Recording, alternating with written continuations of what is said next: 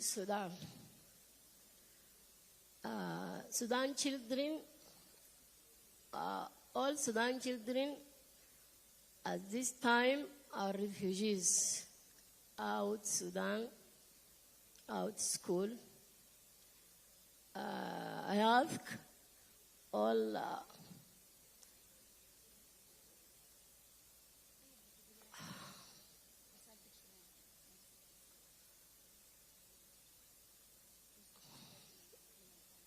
نستفيد من الكونفرنس. أنا أسأل كل المنظمات. أنا قاعدة هنا. I'm crying because I know this in Sudan in conference حقيقة. Ask UNICEF, Save the Children, UNESCO to help our child in Sudan.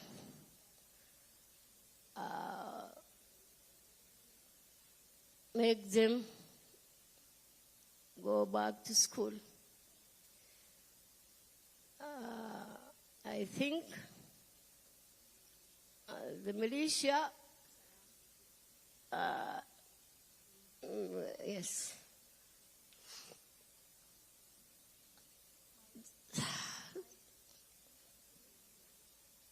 I'm sorry, I'm crying because I'm very, very affected. I don't listen Sudan in conference. No, absolutely. I think this stresses the need for peace and for also key stakeholders as well as partners to ensure that we take measures that support our civilians and students as well as teachers. Thank you so much for your intervention. I'll pass the floor back to Mike. Is there anyone else that would like to share some messages? Please feel more than free. I'll be happy to pass you the mic. I know, but... So thank you so much. Thank you so much, neighbors who have spoken, and thank you so much for the team who allowed me to do a bit of some setup.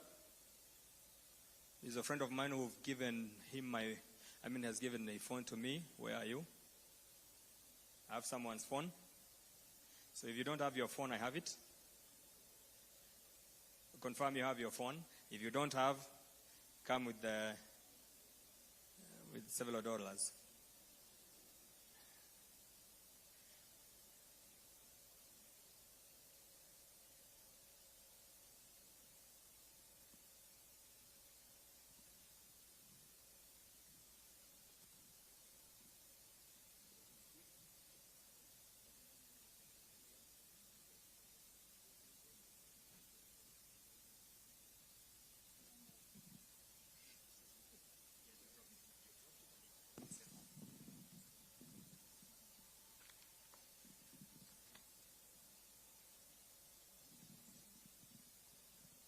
So thank you so much, ladies and gentlemen, as we are in anticipation to receive our principal guest. It is my singular honor and duty to request all of us to give a lot of applause to our UN residence coordinator here in Nairobi, our good friend, Mr. Stephen Jackson, to give us his statement. Ladies and gentlemen, put your hand together for our friend, Stephen Jackson. Karibu sana.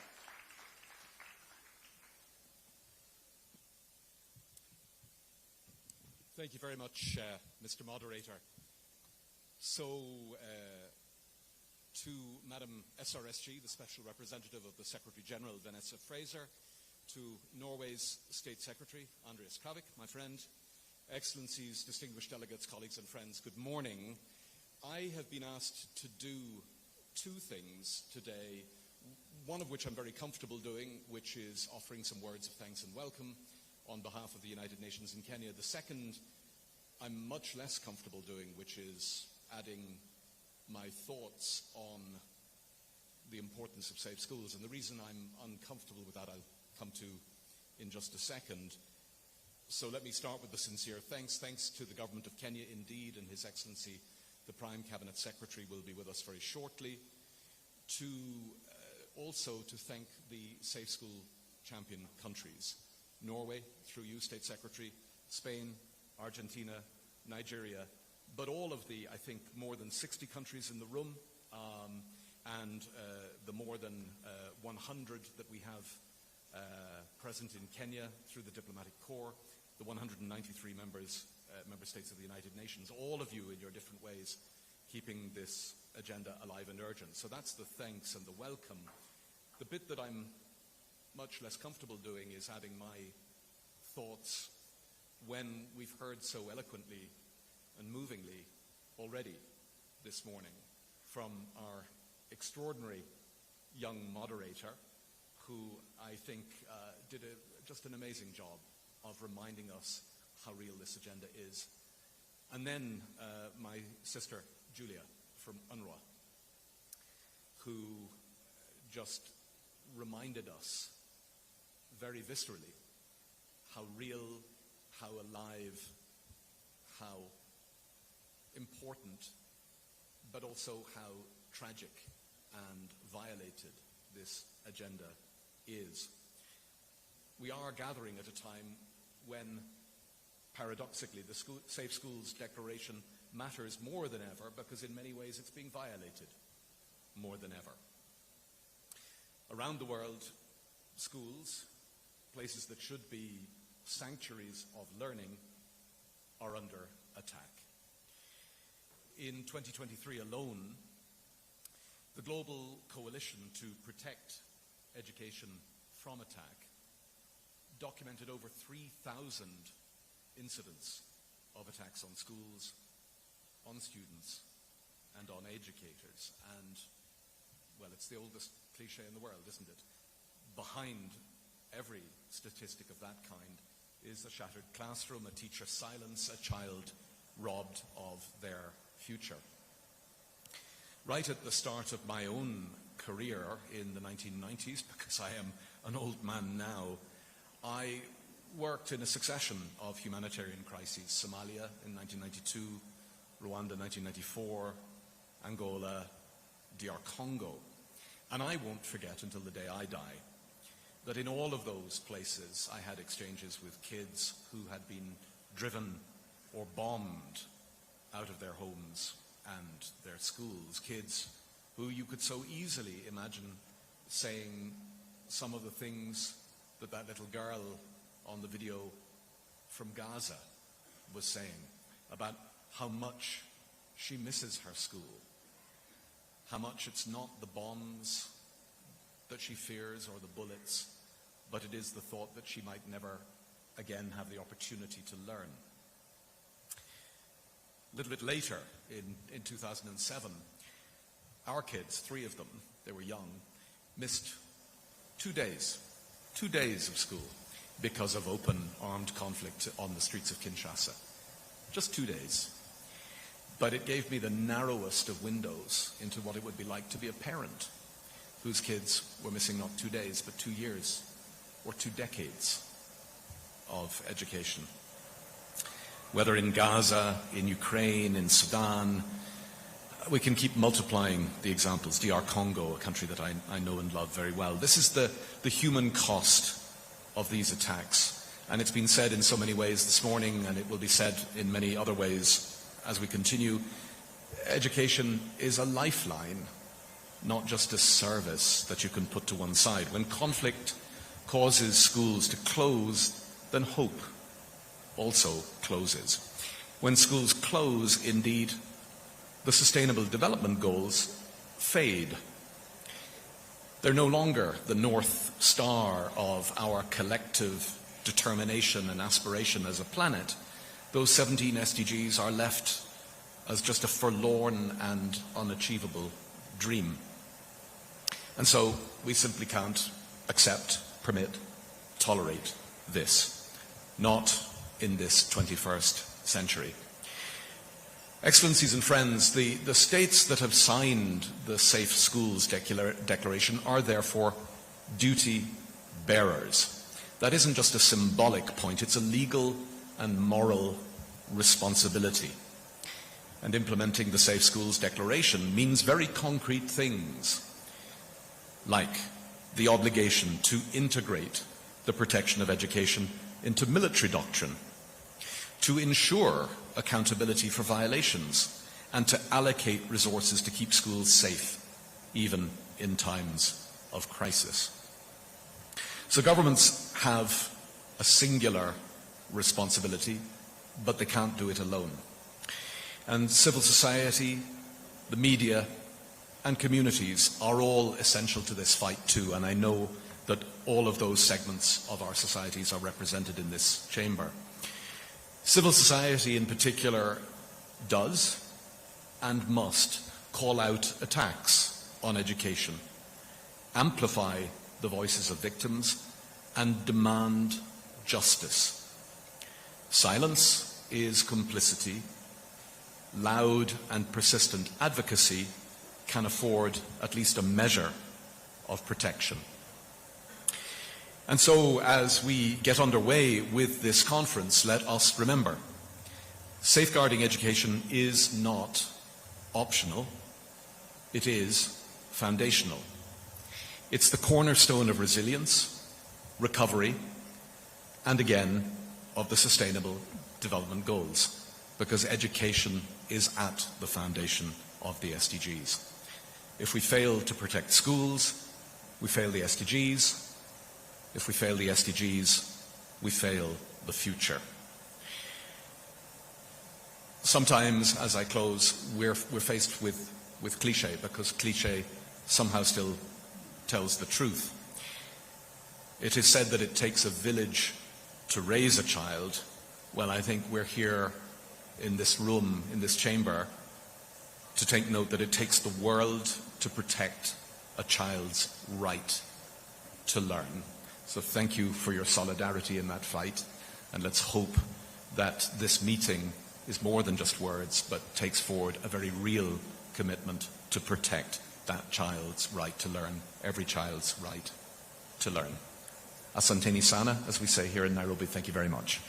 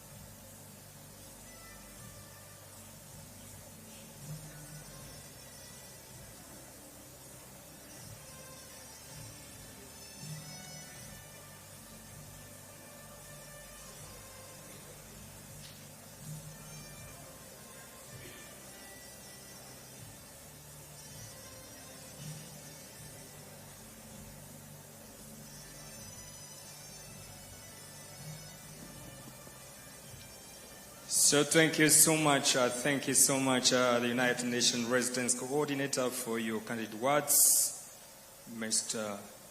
Stephen Jackson. We don't take it for granted for you finding time to be with us, though out of your busy schedule, but we thank God for having given you opportunity to share with us. It is evident that this is not only a conference, but it is a conference of commitment. We are all here gathered this morning, this afternoon, in order for us to elucidate and look at the back, give an account of the 5 international conferences that have taken place, and ask ourselves, what are the gains?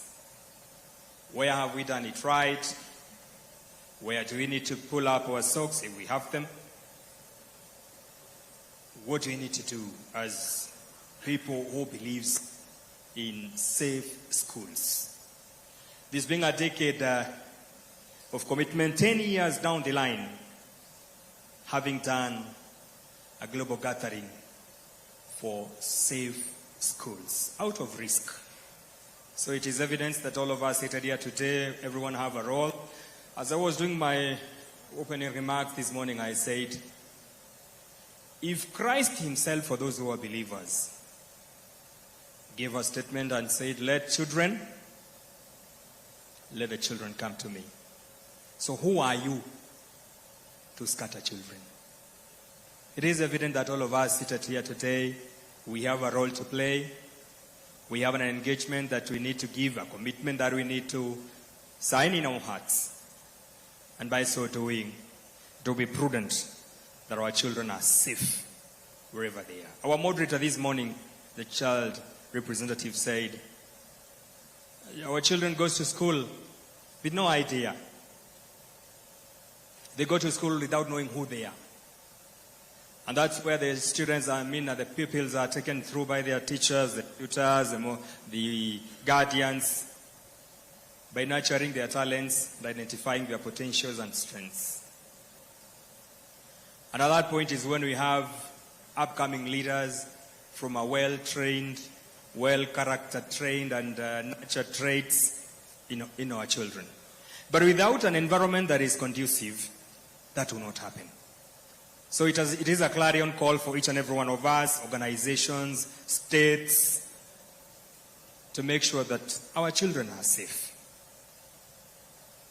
Once the children are safe, the nation is safe. In the community I come from, we say if we don't take care of our children, we don't have a continuation of a generation. And I don't believe even in your community you do so. If the children are not taken care of, there will be no continuation of generations. And the kind of generations you want to nurture will be dictated by the environment that you give unto them. So it is my call this morning that when we gather here to celebrate a decade of commitment, to celebrate the 5th, we give it our best. We spoke of this conference setting a tone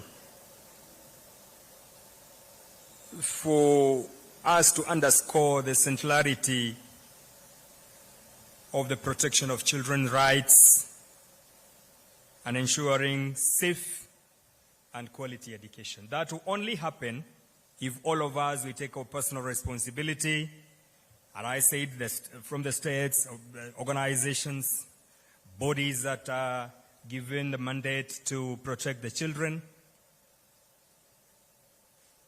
and above it all, giving the children an opportunity to address their issues. And I'm very glad because this conference is a very unique one, that we've given an opportunity to the children to be with us. They'll be giving us a session after the formal program of the opening session. They'll be having children here on stage to share with us. What do they go through? What trauma do we cause to them? And what do they think will be our role as their parents, their guardians, in relation to making their stay a safe stay for them? If some of us were not given an opportunity to do what we believe in, today will not be where we are. As a consultancy in terms of communication, media, publicity, and conflict management issues, I grew in a community that I was given an opportunity to explore, to identify my potential, to identify my strengths, work and reduce my threats, work on my weaknesses, and today I stand in front of an international congregation to address you. Were it not that the community I come from gave me an opportunity and conducive environment to thrive in, today I will not be where I am. When you listen to a good friend of mine called Andrea, I don't know whether he's in the house or not.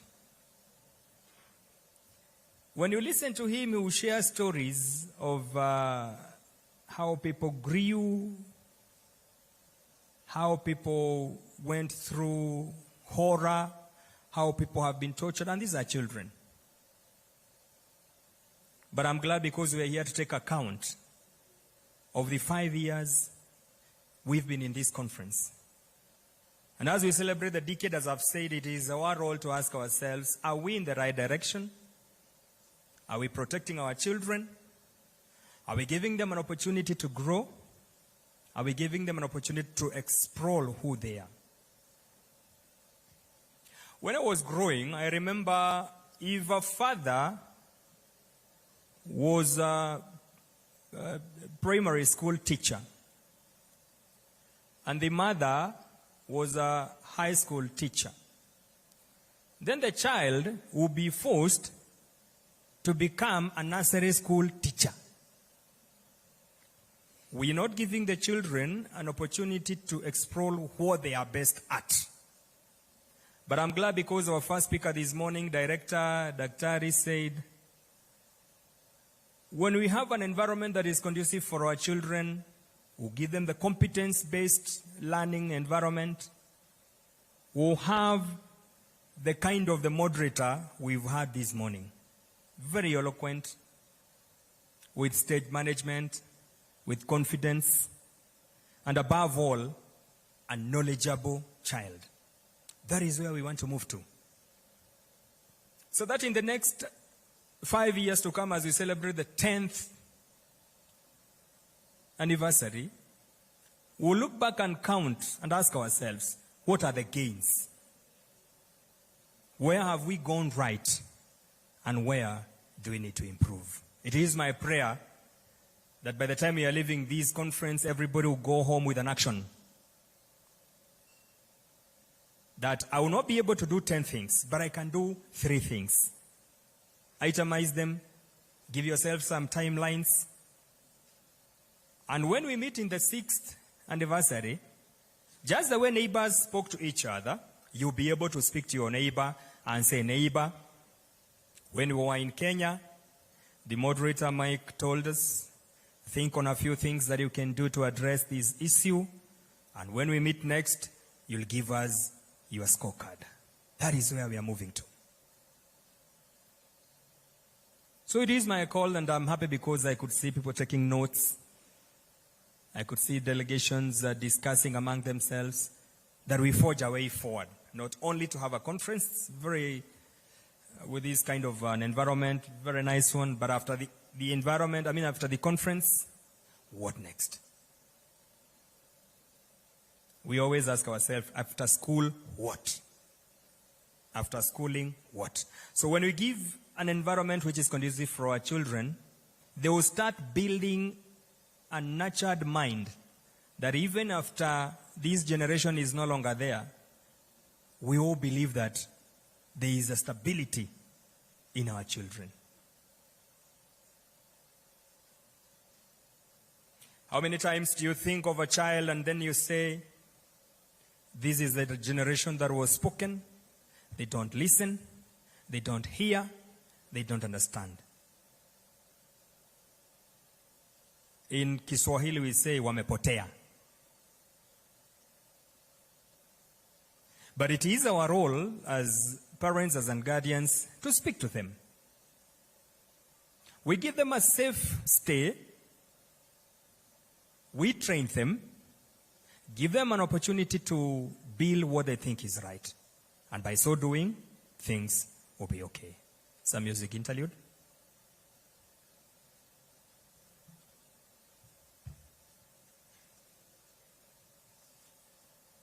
As we are on standby to receive the chief guest.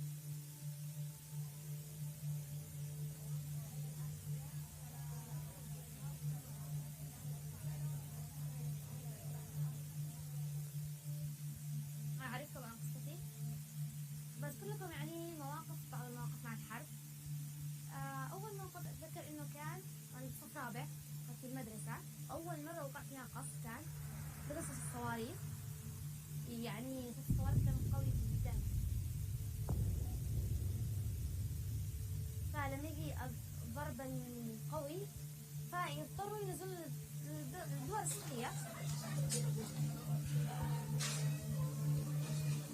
Скільки страшно, що тривога може бути, прильот, бо школа – це учебний заклад. По таким місцям часто стріляють зараз.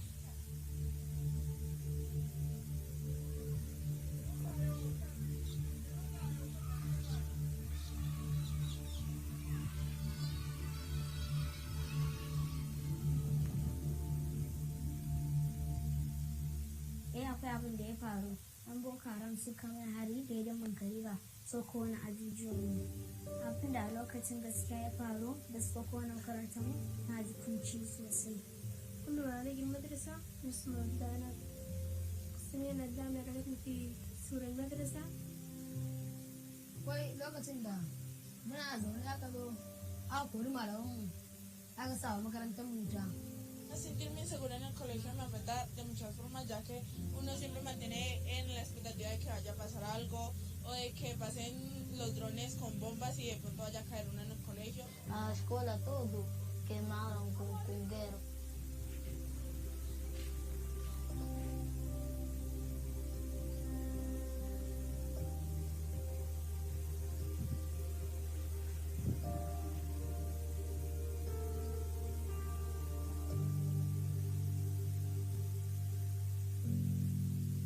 أنا أدرس يوم الحرب يعني لبناء مستقبل لأنه لجلس البيت يعني وين رايحة؟ لازم إنك تكون متعلم. Ladies and gentlemen, please be upstanding for our principal guest who is joining us. A bit of applause, ladies and gentlemen. Let's welcome our principal guest.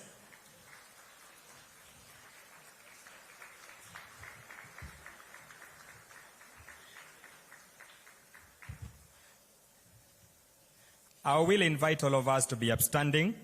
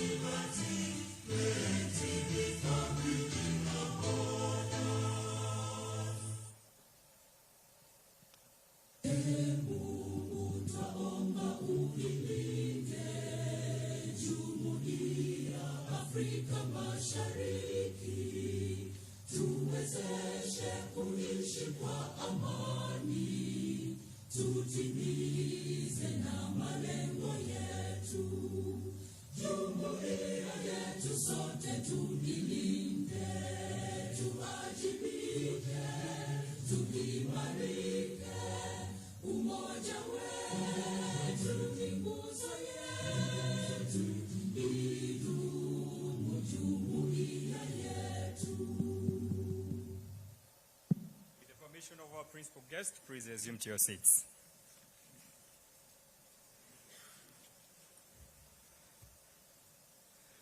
Our chief guest, the Prime Cabinet Secretary and the Cabinet for Foreign and Diaspora Affairs, His Excellency Musalia Mudavadi, the Cabinet Secretary for the Minister of Education, Mr. Julius Maigosi Ogamba, the Cabinet and State Secretaries from other states present, Excellencies, Ambassadors, members of the Diplomatic Corps, the Principal Secretaries present, Director General present, Regional Directors present, distinguished ladies and gentlemen. It is a good morning, Your Excellency, sir, as you join us in this celebration. As we come together as champions of safety for our children. Our clarion call, safe education for all, a decade of commitment, a call for action through the Safe Schools Declaration. Sir, with your permission, allow me to invite our Principal Secretary for Education, Professor Abasanda Bitok, to come on stage and give us a welcome remark. let's appreciate our PS as he takes the stage.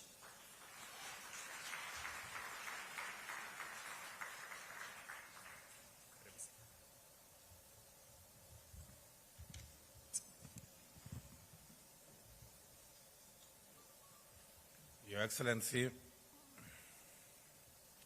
Honorable Musalia Mudavadi, Prime Cabinet Secretary and Cabinet Secretary for Foreign and Diaspora Affairs, Honorable Julius Migozo Gamba, Cabinet Secretary for Ministry of Education, my colleague PS for State Department for Children, PS Karen Agenga, Excellency Ambassadors, distinguished delegates, representatives of the UN, the civil society, the African Union, academia, our courageous children and youth, allow me to begin by saying a warm welcome to all of us to Safe Schools Declaration 2025.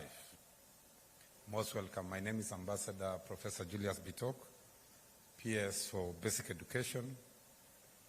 Allow me to read a few remarks. It is my profound honor to welcome all of you to Nairobi for the 5th International Conference on Safe Schools Declaration. We are deeply privileged to host this landmark gathering, one that marks 10 years of collective commitment to protect education from the devastation of armed conflict. Karibu sana. In Kenya we say karibu. This conference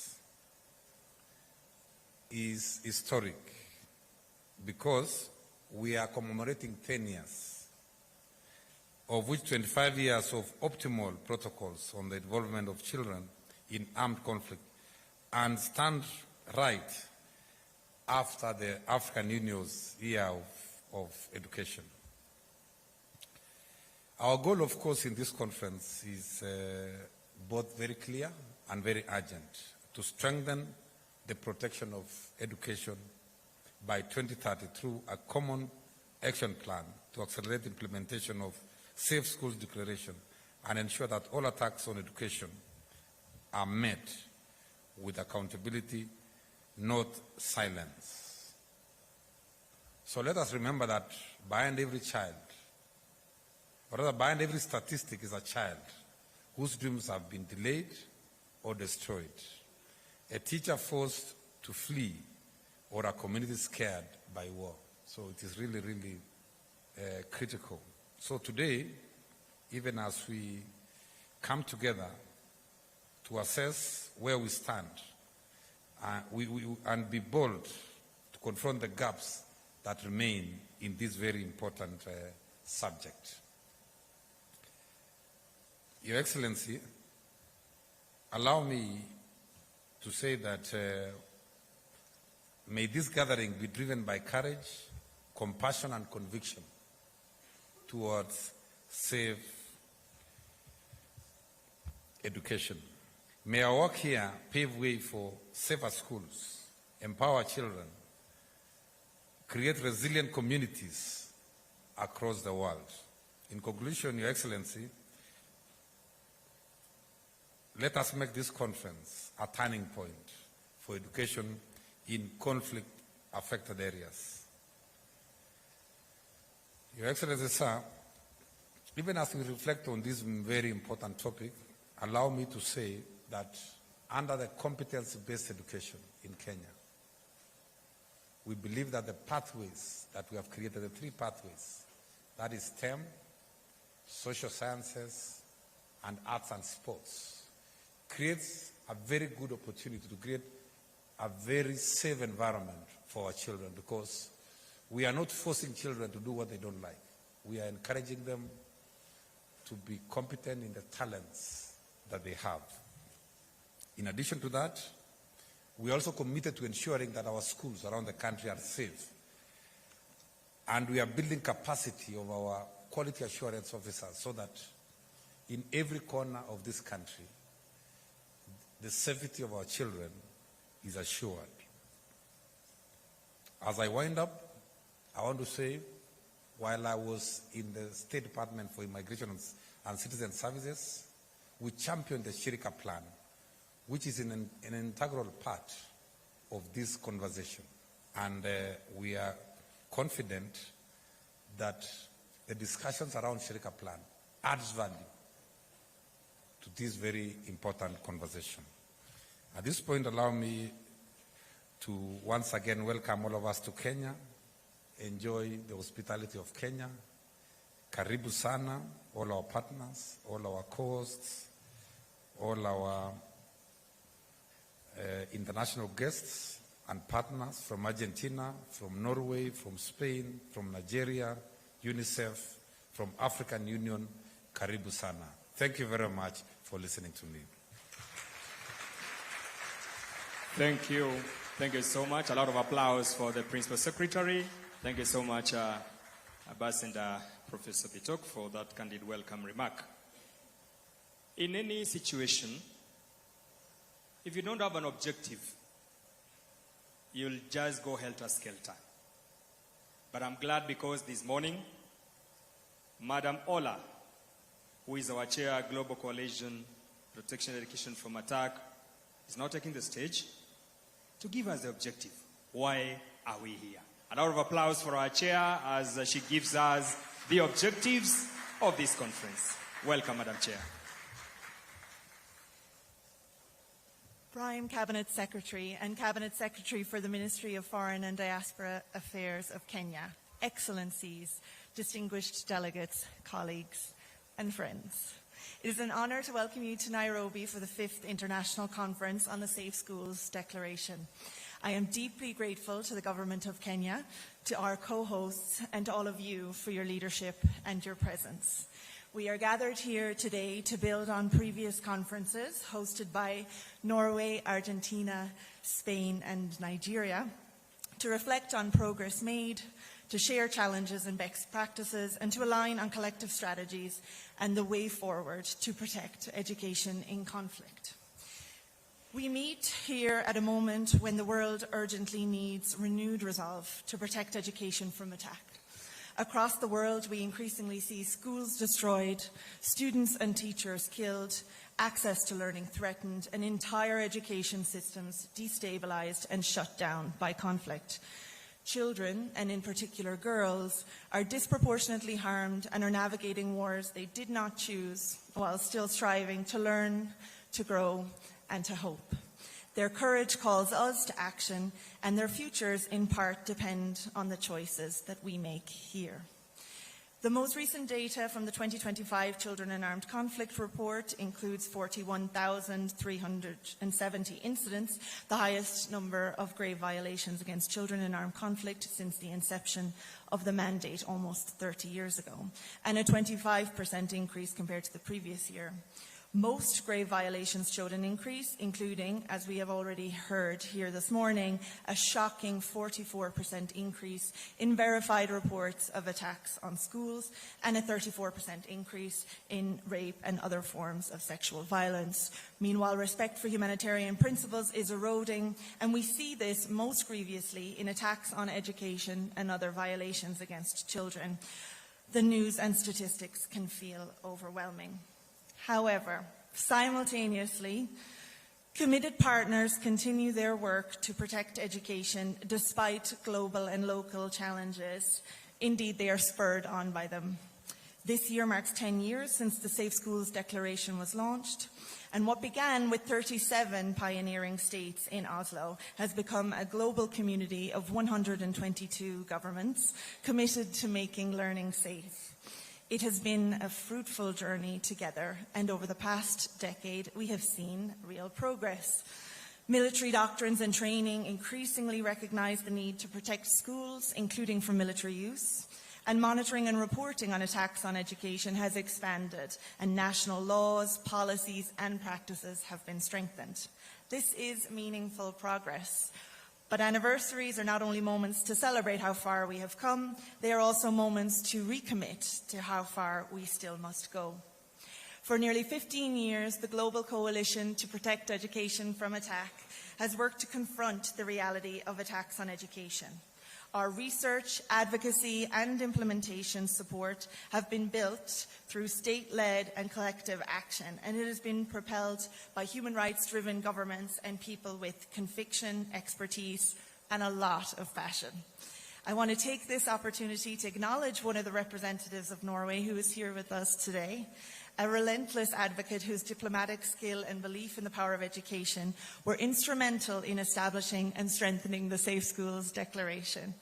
Katrina Anderson's unwavering commitment has done much to protect children caught in armed conflict, and as a representative of Norway, she is the embodiment of being a champion for safe schools. We also take a moment to remember Professor Stephen Haynes, who passed away last month. His vision and scholarship helped to articulate the principle that schools and universities must never be militarized. His contribution to the development of the guidelines for protecting schools and universities from military use during armed conflict remain a cornerstone of our global efforts to keep learning spaces safe, and his legacy endures in his scholarship and in our gratitude. These remarkable individuals and many more that have contributed to these causes, very many of whom we are lucky to share this space with today, remind us that progress relies not only on coalitions and political agreements, but on dedicated individuals who see what is possible and work tirelessly to make it real. This conference is unlike any of the previous Safe Schools Declaration conferences, and as I look around, I want to acknowledge that never before have we had so many affected states so meaningfully represented. Much of the content of the sessions and the solutions that we will be showcasing are the result of the work of partners involved with the state-led implementation network.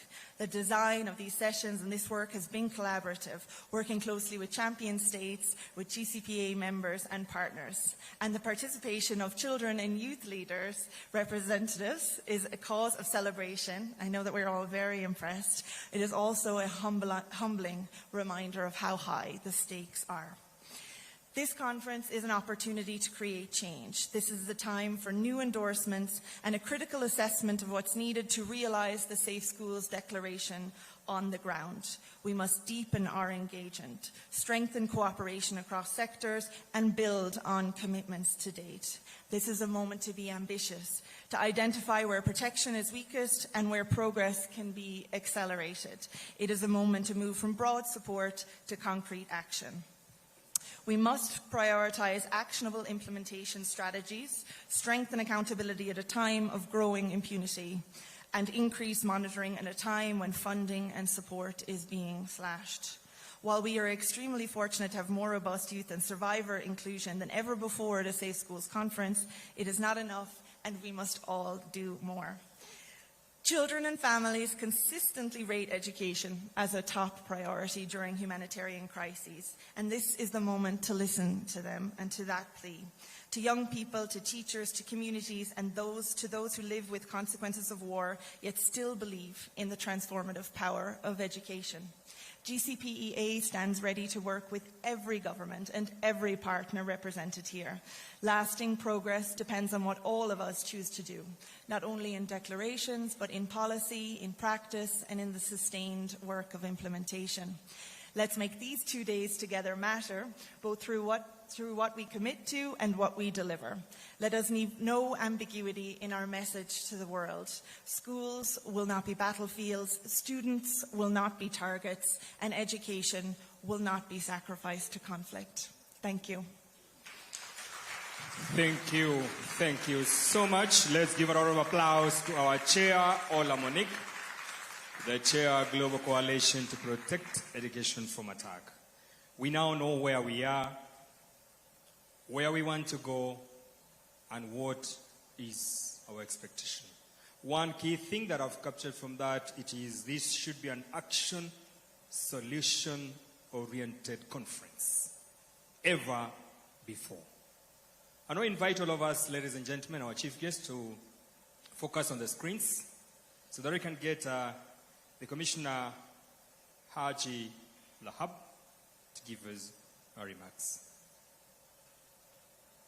Ladies and gentlemen, it's a real pleasure to speak to you at this 5th International Conference on the Safe Schools Declaration. And many thanks to the government of Kenya for hosting this event. And I'm particularly pleased to have this year's conference taking place in Africa. Today marks 10 years of our shared work to protect education as essential civilian infrastructure, vital for children's lives, their futures, and for peace building and recovery. Education is a foundation for hope, freedom, and resilience. It's a lifeline for millions of children in conflict and humanitarian crisis.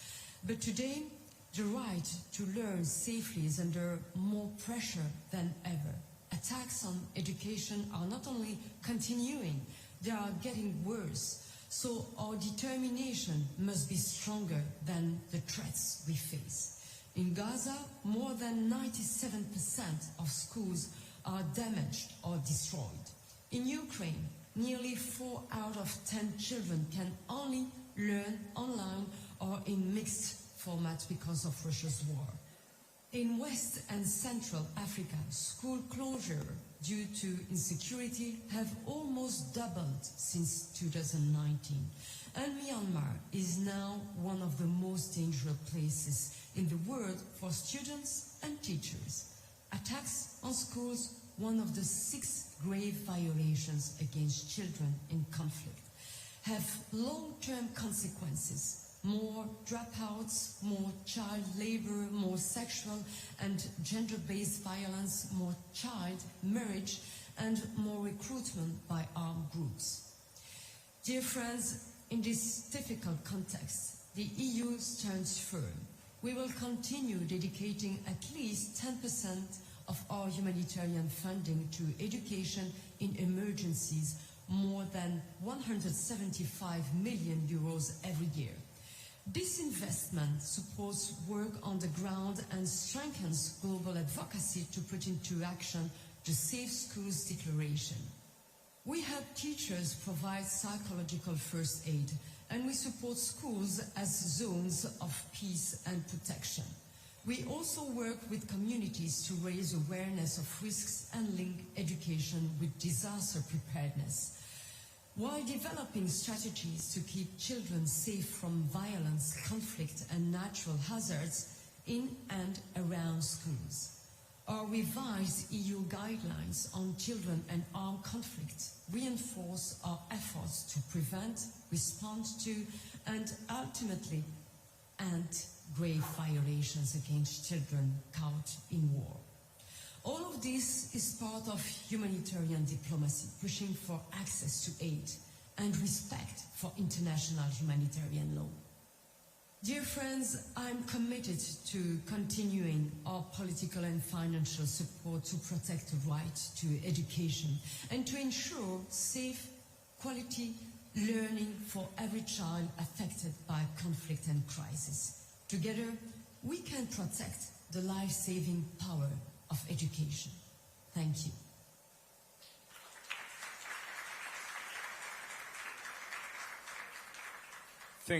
Thank you so much. That is European Commissioner for Quality, Equality Preparedness and Crisis Management, European Commission. It is now my singular duty to welcome Ms. Erika Sanchez-Pinto, who is the Colombian Congresswoman, also to come on stage and give her commitment. Let's appreciate her as she takes the stage.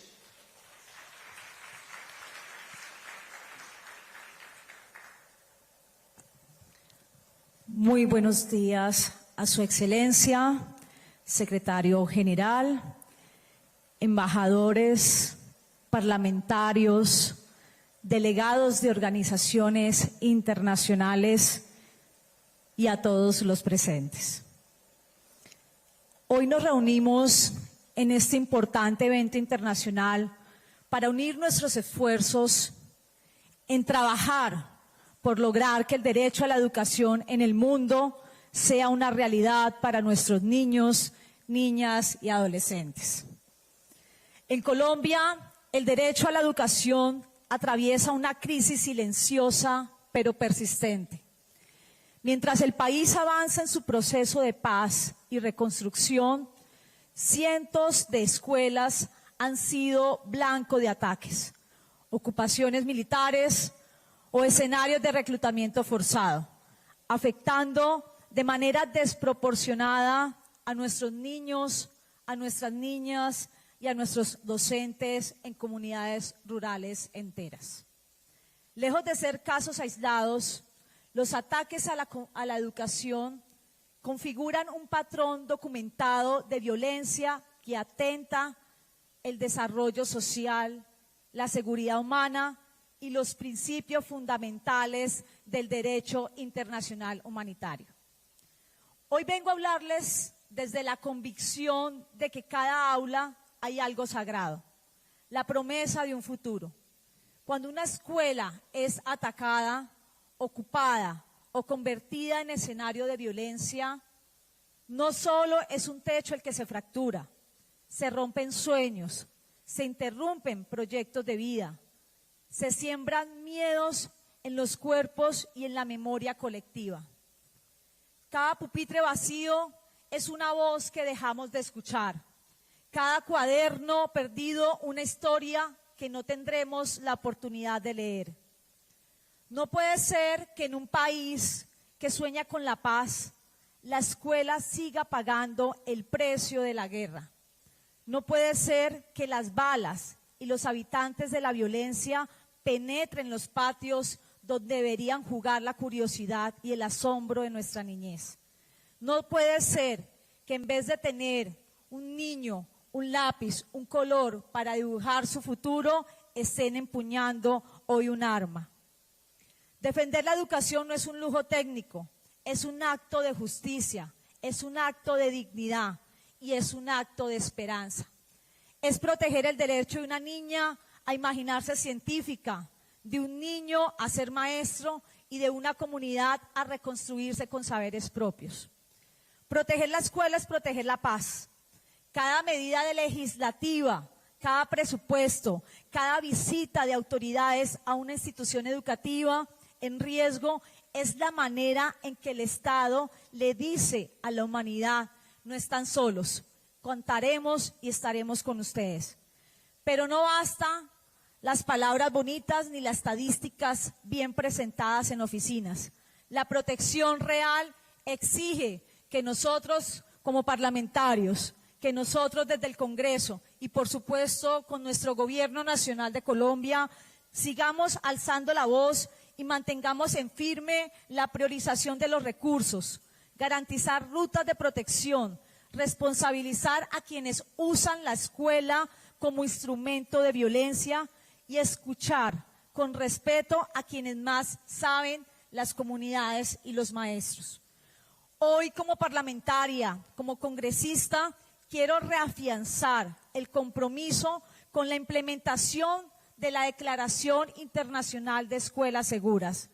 Invitarlos a todos ustedes a que desde la política dejemos no solamente los debates, sino convertamos este proyecto en un futuro realizable. Visitemos las escuelas en riesgo, firmemos garantías con las comunidades, monitoreemos con transparencia los recursos de cooperación internacional y los recursos del presupuesto de cada país destinados a brindar reparación a quienes han vivido la violencia educativa y sobre todo hacer de la no repetición un principio incuestionable. A quienes legislan les digo, sus decisiones tienen nombre. A quienes gobiernan les digo, les recuerdo que cada medida que tomemos es una promesa con consecuencia humana. Y a todos ustedes, personas presentes, defensores de la niñez, su voz cuenta. Su cuidado hace la diferencia. Cuidar la escuela es cuidar el mañana. La paz se enseña y se aprende en el aula. Si protegemos a la escuela, protegemos la dignidad de las próximas generaciones. Si protegemos la educación, estamos protegiendo la posibilidad real de transformar la violencia en convivencia. Mi país, Colombia, se ha comprometido en dar continuidad a la implementación del Plan Nacional de Escuelas Seguras 2022-2026. Seguiremos garantizando espacios escolares desmilitarizados y seguros. Seguiremos fortaleciendo la coordinación intersectorial e internacional. Seguiremos monitoreando y rindiendo cuentas a los entes de control. Seguiremos atendiendo integralmente a las víctimas educativas y seguiremos impartiendo la innovación tecnológica y comunitaria. Por último, como presidenta de la Comisión de Infancia y de Adolescencia del Parlamento colombiano, seguiremos fortaleciendo el marco legal de protección, creando leyes específicas que reconozcan las escuelas como infraestructuras críticas y civiles. En tiempos de conflicto, con sanciones agravadas para quienes ataquen o usen militarmente las escuelas de nuestros niños. Reformaremos el Código Penal para tipificar como delito autónomo el ataque a la ocupación militar de las escuelas. La Declaración de las Escuelas Seguras ya ha inspirado cambios similares en otras naciones. Y en Colombia, nosotros como legislativo adoptaremos el compromiso internacional en leyes concretas. Seguiremos revisando y aplicaremos con rigor las leyes vigentes, como por ejemplo la Ley 833 del 2003, que en mi país se aprueba el protocolo adicional sobre menores en conflicto. Garantizaremos la asignación y vigilancia presupuestal, sin centrar la estrategia solo en lo económico. Realizaremos control político y crearemos comisiones especializadas. Y como parlamentaria me voy a mi país con el compromiso de crear una comisión especial, integral, en el Congreso, donde el Ministerio de Educación, el Ministerio de Defensa y los entes de control haremos un seguimiento exhaustivo a la implementación y a los acuerdos que se lleven hoy en este maravilloso escenario de defensa de los derechos de la niñez. Incentivaremos la acción intersectorial desde la ley, promoviendo la incorporación de la Cátedra de Paz, que es algo que ya venimos avanzando en Colombia y que estamos reeducando a nuestros niños, porque la paz inicia en los hogares y en las instituciones educativas. Y por último, seguiremos creando alianzas legislativas internacionales y de cooperación, porque la niñez no es el futuro de la humanidad, la niñez es el presente y es el ahora. Y por ello tenemos que seguir trabajando juntos para que logremos garantizar a nuestros niños, niñas y adolescentes sus derechos como sujetos especial de protección. Que la educación sea un derecho ya. Muchas gracias. Merci beaucoup. Thank you so much. Thank you so much. The next level of commitment, we will now hear from COMESA. Dr. Oita Etiang would not be here with us today, would have been here with us today, but he will be represented by Mr. Richard Otwaru. Please join me to welcome my brother Richard Otwaru on stage to give us the remarks on behalf of Mr. Oita Etiang. Thank you.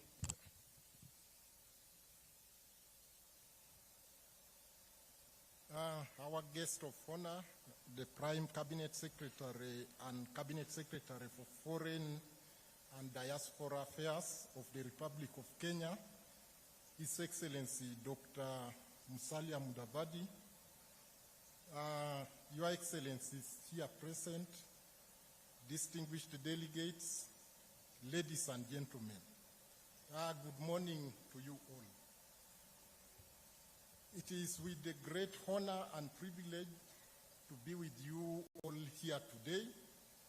On behalf of my Secretary General, High Excellency Chileshe Mpundu Kapwepwe, I bring you warm greetings from the Common Market for Eastern and Southern Africa.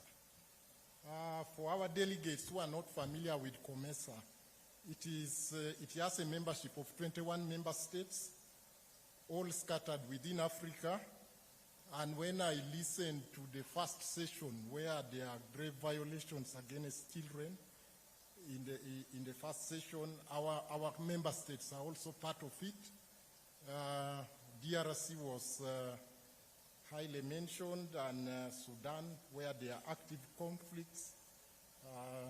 Those are all members of COMESA. First of all, our appreciation to the government of the Republic of Kenya and our co-organizers for convening this 5th International Conference on the Safe Schools Declaration. This gathering takes place against a sobering backdrop. Across the region, our children continue to bear the heaviest burden of conflict and insecurity. Schools in conflict-affected states have been destroyed or militarized, whilst in some communities, children walk long distances, in some instances through conflict zones, just to attend class. Our children risk sexual violence and exploitation, recruitment as child soldiers, family separation, displacement, and the right to access education. Your Excellency, ladies and gentlemen, the Safe Schools Declaration reminds us that education is not only a human right, it is in every sense an act of peace building. In conflict-affected societies, classrooms often become the first line of defense for stability. This is where children regain a sense of normalcy, where communities heal, and where nations begin to rebuild their social fabric after crisis.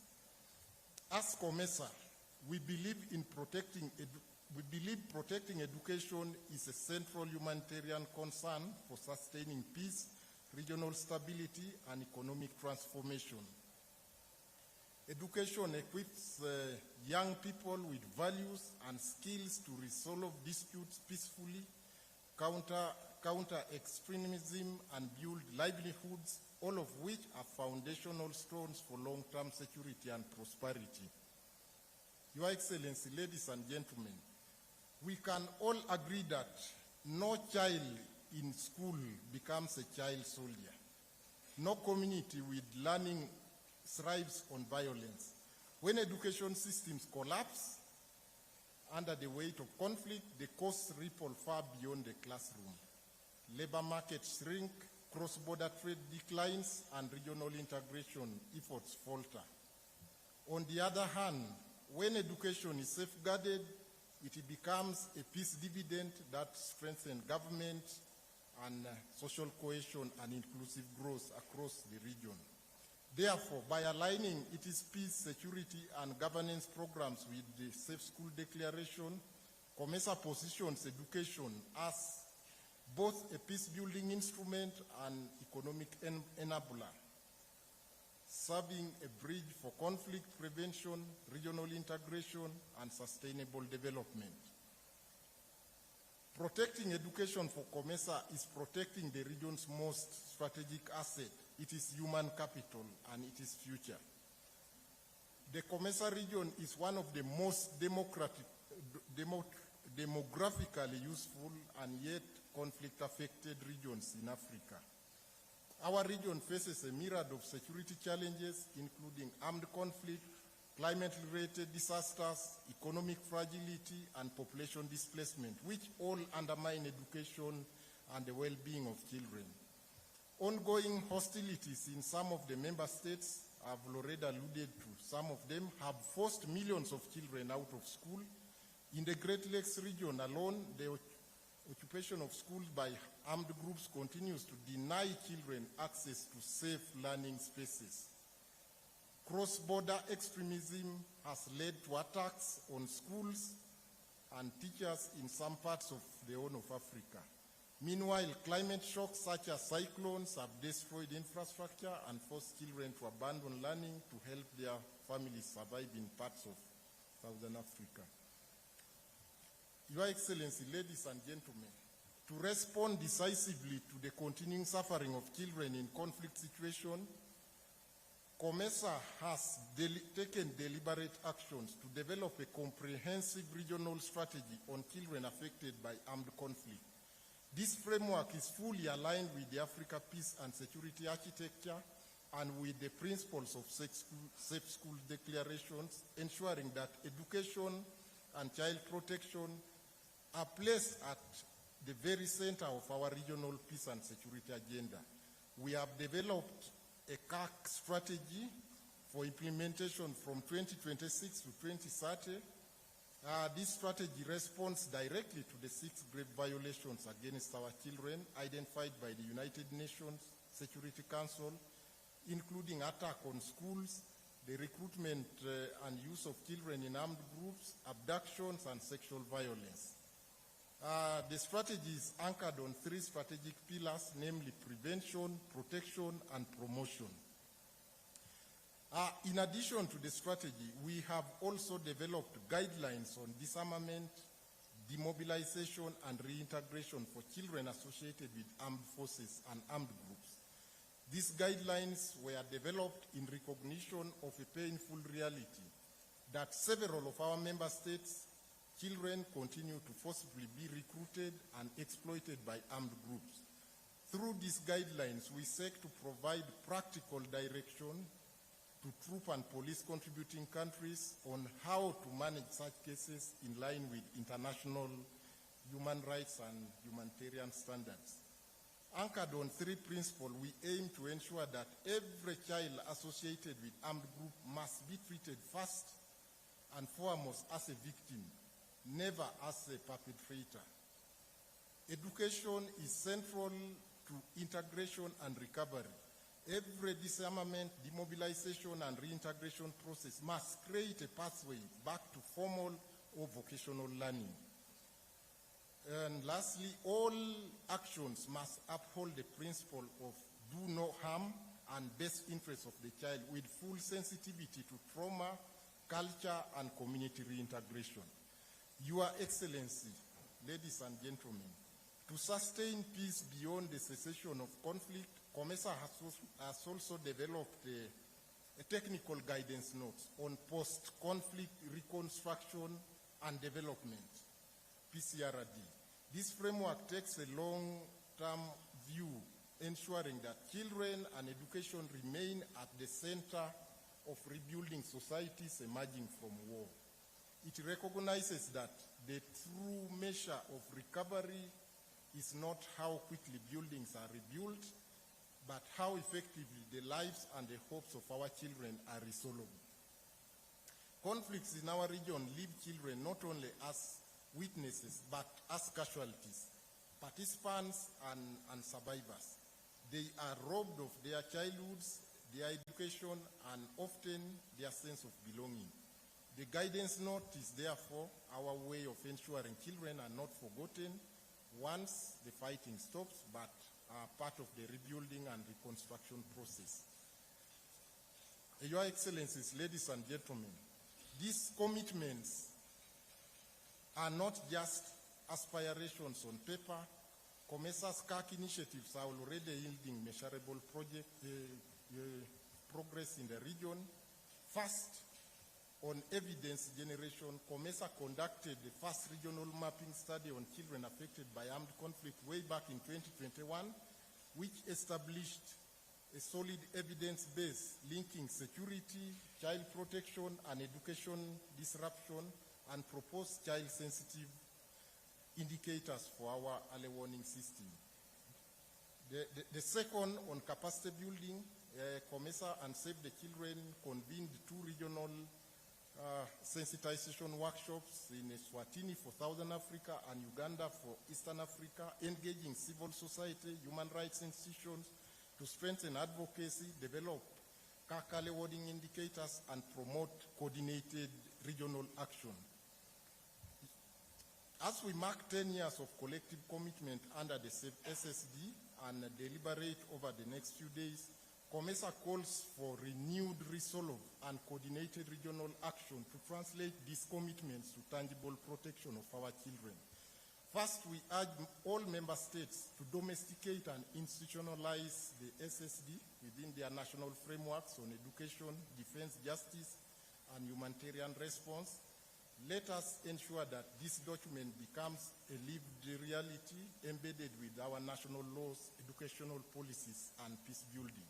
Second, COMESA encourages governments to integrate child protection and access to education indicators into national and regional early warning and resilience systems. This will enable real-time detection of risks to learners and schools, allowing for swift protection. Thirdly, we call for enhanced regional cooperation to ensure continuity of education for displaced and the refugee children, including mutual recognition of learning and safe cross-border access to schooling.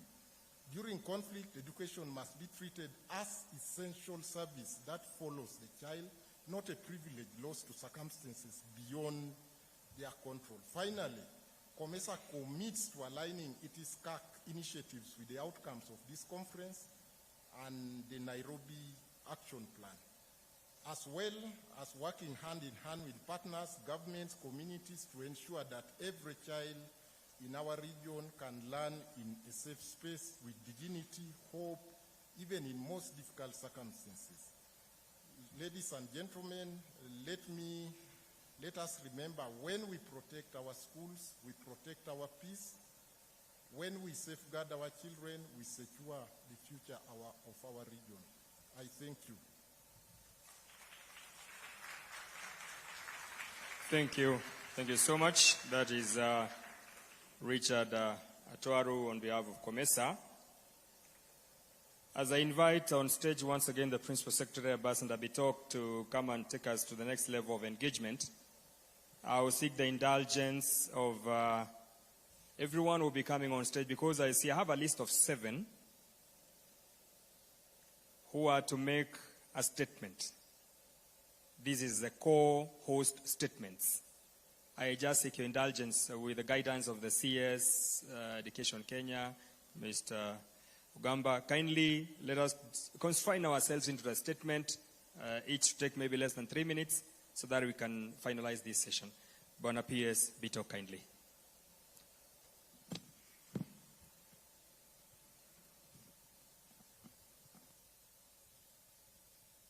Our chief guest once again, Honorable Musalia Mudavadi, our Prime Minister and Cabinet Secretary for Foreign, our Minister Amigos, distinguished ladies and gentlemen, I've been given a simple task to introduce the Minister. But before I introduce the Minister, allow me to introduce my colleague, PS for State Department for Children, PS Karen Akengo. Can we put our hands together to...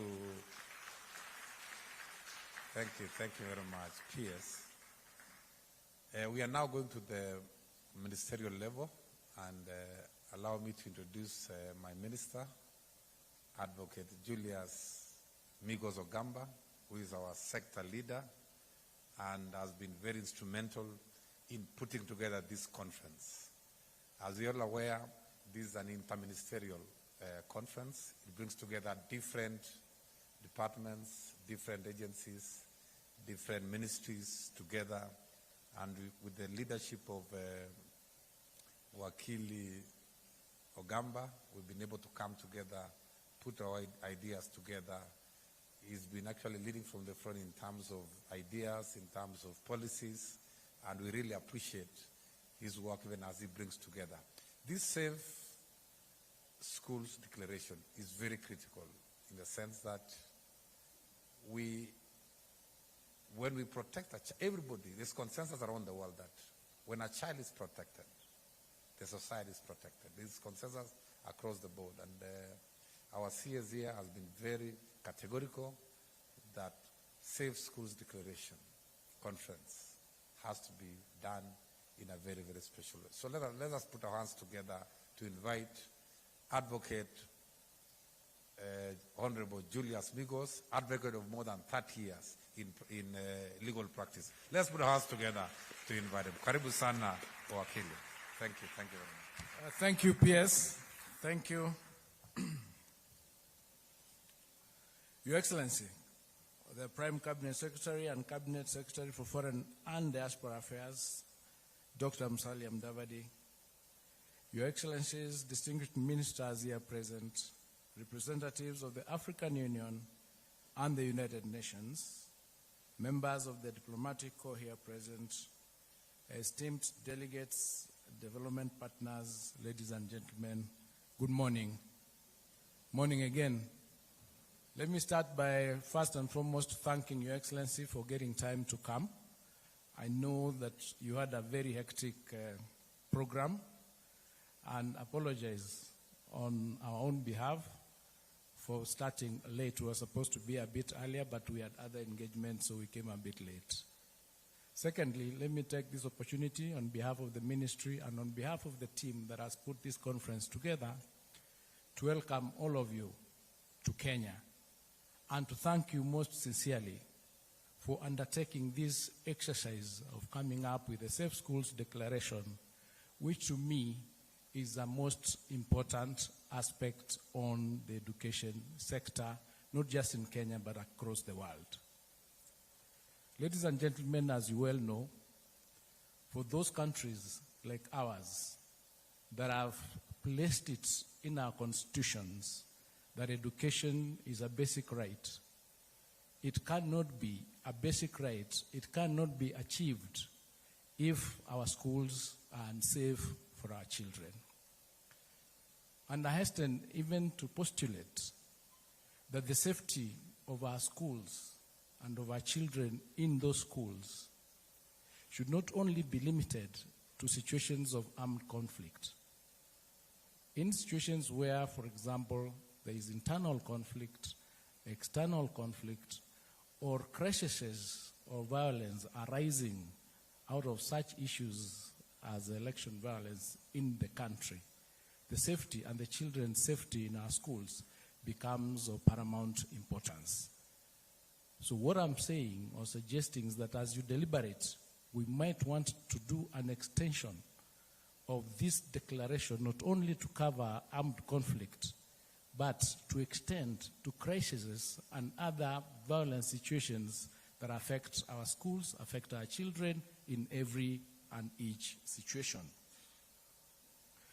Ladies and gentlemen, we are going to have the co-hosts making statements here, and as you've been informed, let's limit those statements to 4 minutes, and then thereafter, we have about 7 of them. I'll make the last one, number 8, and then I invite His Excellency to make his remarks. And to start us off is Andreas Modsveld Kravit of Norway. I might not have pronounced it very well because the pronunciation sometimes differs. I pronounce it the way we could pronounce it in Kenya. Please welcome.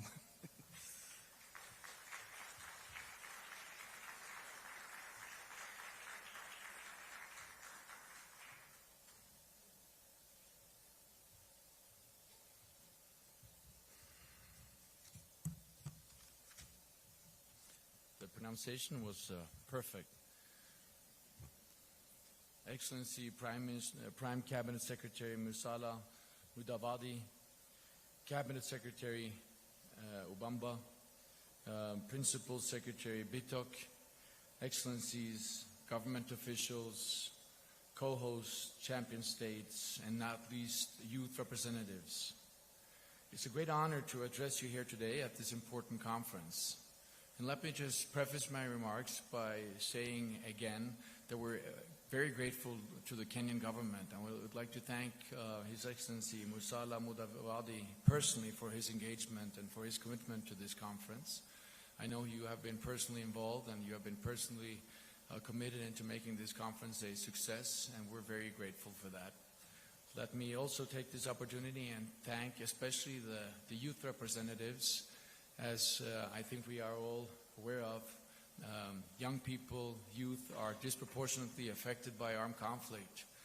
So to see so many young people here, I spoke to my friend Ibrahim from Nigeria just a few moments ago, and we chatted about the importance of this instrument. and that young people come to this event, hold us accountable, demanding that we do better, is a challenge that we should appreciate and a challenge that we should meet. And again, we're very grateful for that opportunity. It's a great honor to address you today at this important conference. 11 years ago, Save the Children approached the Norwegian government about the terrible situation children in armed conflict were facing. The military use of schools and attacks on educational facilities were a growing concern. Children and youth were put at great risk, and they were often denied their right to education. Few things are more important for children and youth and for society than safe access to education. Something needed to change, and it was urgent that states take on this challenge. In Norway, we reached out to a few key states to champion this issue. And on May 28, 2015, the Safe Schools Declaration was launched in Oslo, Norway.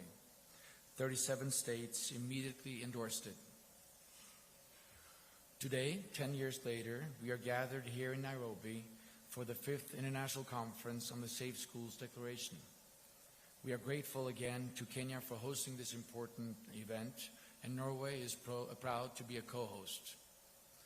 The conference brings together governments, UN agencies, civil society, academia, and youth advocates to reflect on progress and share experiences.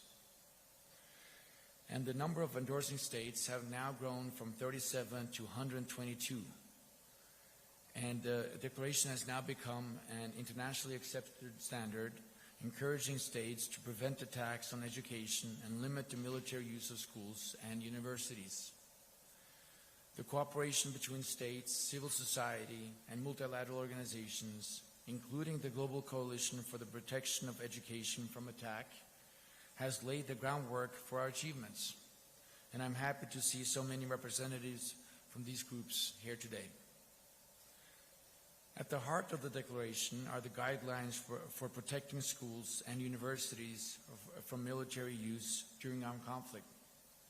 These guidelines clearly articulate that educational facilities should not be used to support military operations, and the rights to education must be upheld also during armed conflict.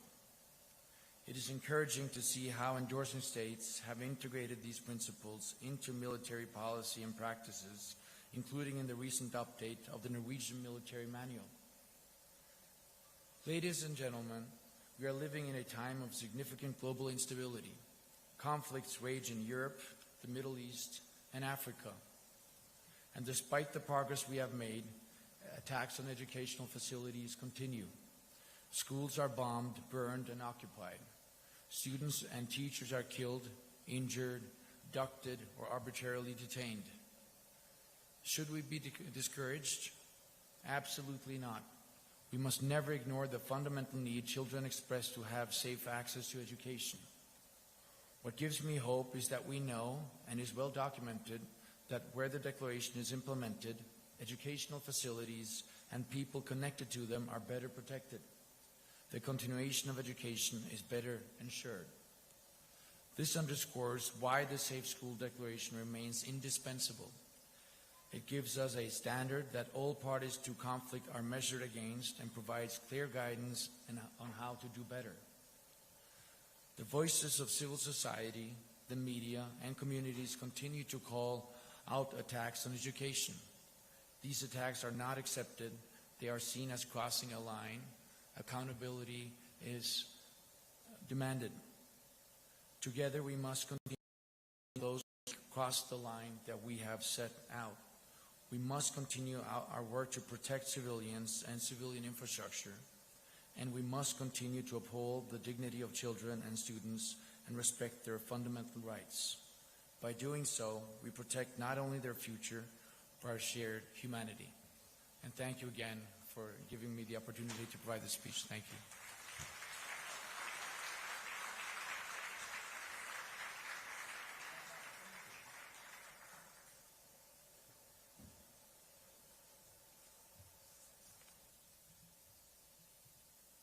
Thank you, and well done within the minutes.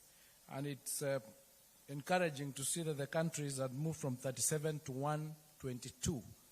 And maybe it is time for us to encourage those states to ensure that the Safe Schools Declaration finds its way into the national laws of each and every country that is part and parcel of it. Our next speaker is Lucia Garcia Rico from Spain. Welcome.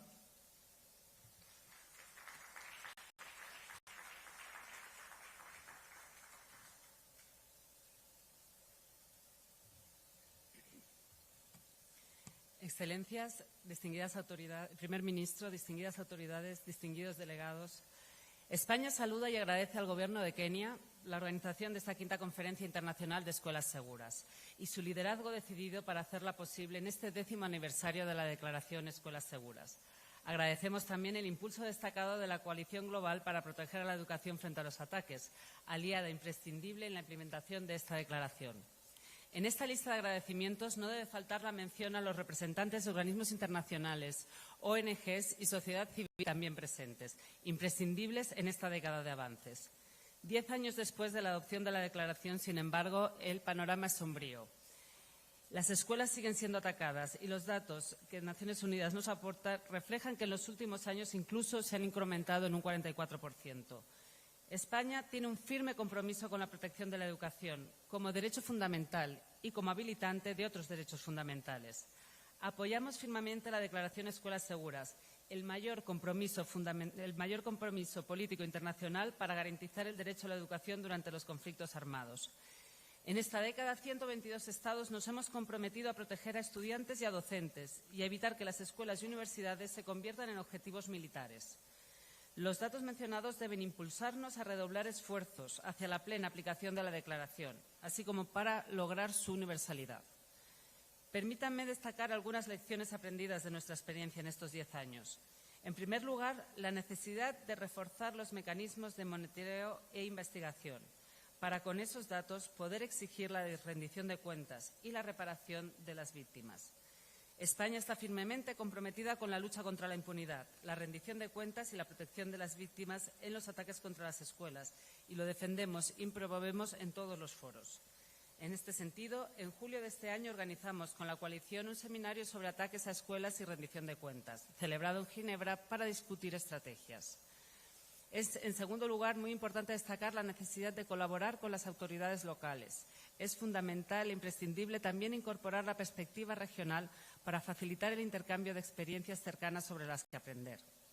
España reitera su apoyo a los esfuerzos nacionales y a los comités y planes de acción de implementación de la declaración y a las directrices que se están desarrollando en países como Colombia, Guatemala, los países andinos o diversos países sahelianos. También es imprescindible el enfoque multiactor. Ministerios civiles y militares, sociedad civil, líderes religiosos, grupos armados no estatales. Todos ellos deben integrarse en la estrategia de protección de la educación. Para ello, deben estar sensibilizados y formados en los principios de precaución, protección, prevención y mitigación. Es fundamental también que los diferentes niveles de la Administración puedan mantener un diálogo permanente con todos ellos. Debemos buscar acuerdos colectivos que impulsen cambios en las prácticas y actitudes, asegurar la participación de niñas, niños y adolescentes con enfoques positivos y transformadores de género, buscando espacios para la construcción de una cultura de paz. Los ataques a la educación no son neutros. Las niñas suelen ser blanco específico de violencia por motivos de géneros. Ellas sufren desproporcionadamente más agresiones físicas, secuestros, matrimonios forzados y violencia sexual, vulnerando su derecho a la educación y perpetuando ciclos de discriminación y exclusión, aumentando la probabilidad de abandono escolar y retroalimentando la brecha de género. España tiene el firme compromiso de apoyar respuestas sensibles al género para garantizar entornos educativos seguros y equitativos. El compromiso de España con la declaración se concreta en la prioridad que otorgamos a la educación en emergencias y a la agenda de escuelas seguras. Hemos fortalecido significativamente las actuaciones en este sector, a través de las agencias de Naciones Unidas y de la sociedad civil y a través de iniciativas de diplomacia humanitaria. Colaboramos con UNICEF, UNRWA, así como con Save the Children, entre otros. Abordamos nuestro trabajo siempre desde una perspectiva de nexo entre la acción humanitaria, el desarrollo, la construcción de la paz y la acción climática, vinculando educación en emergencias con resiliencia y prevención. España, a través de la Agencia de Cooperación, ha integrado notablemente los fondos destinados a la educación en emergencias, destinando más de 50 millones de euros desde 2017 a 2024. En 6 años hemos pasado de no alcanzar 1 millón de euros a los casi 12 millones en el año pasado. Queremos consolidar esta línea de trabajo, que prevé aumentar la contribución de España en ayuda oficial al desarrollo hasta el 0,7% del PIB e incluye el compromiso de que al menos el 10% de ese presupuesto se destine a la acción humanitaria. Para concluir, 10 años después de nuestra adhesión a la declaración, participamos copatrocinando esta quinta conferencia, con la misma determinación para continuar afianzando los avances y plantear nuevos objetivos que nos lleven a mayores logros. Nuestro compromiso es seguir promoviendo la universalización de la declaración, impulsar la rendición de cuentas y hacer hincapié en el impacto de género. Nos esperan 2 días de intenso trabajo en torno a un objetivo compartido: aprovechar el impulso político y el consenso en torno a esta agenda para concretar líneas prácticas de trabajo que permitan salvar vidas y proteger el derecho universal a la educación. Muchas gracias.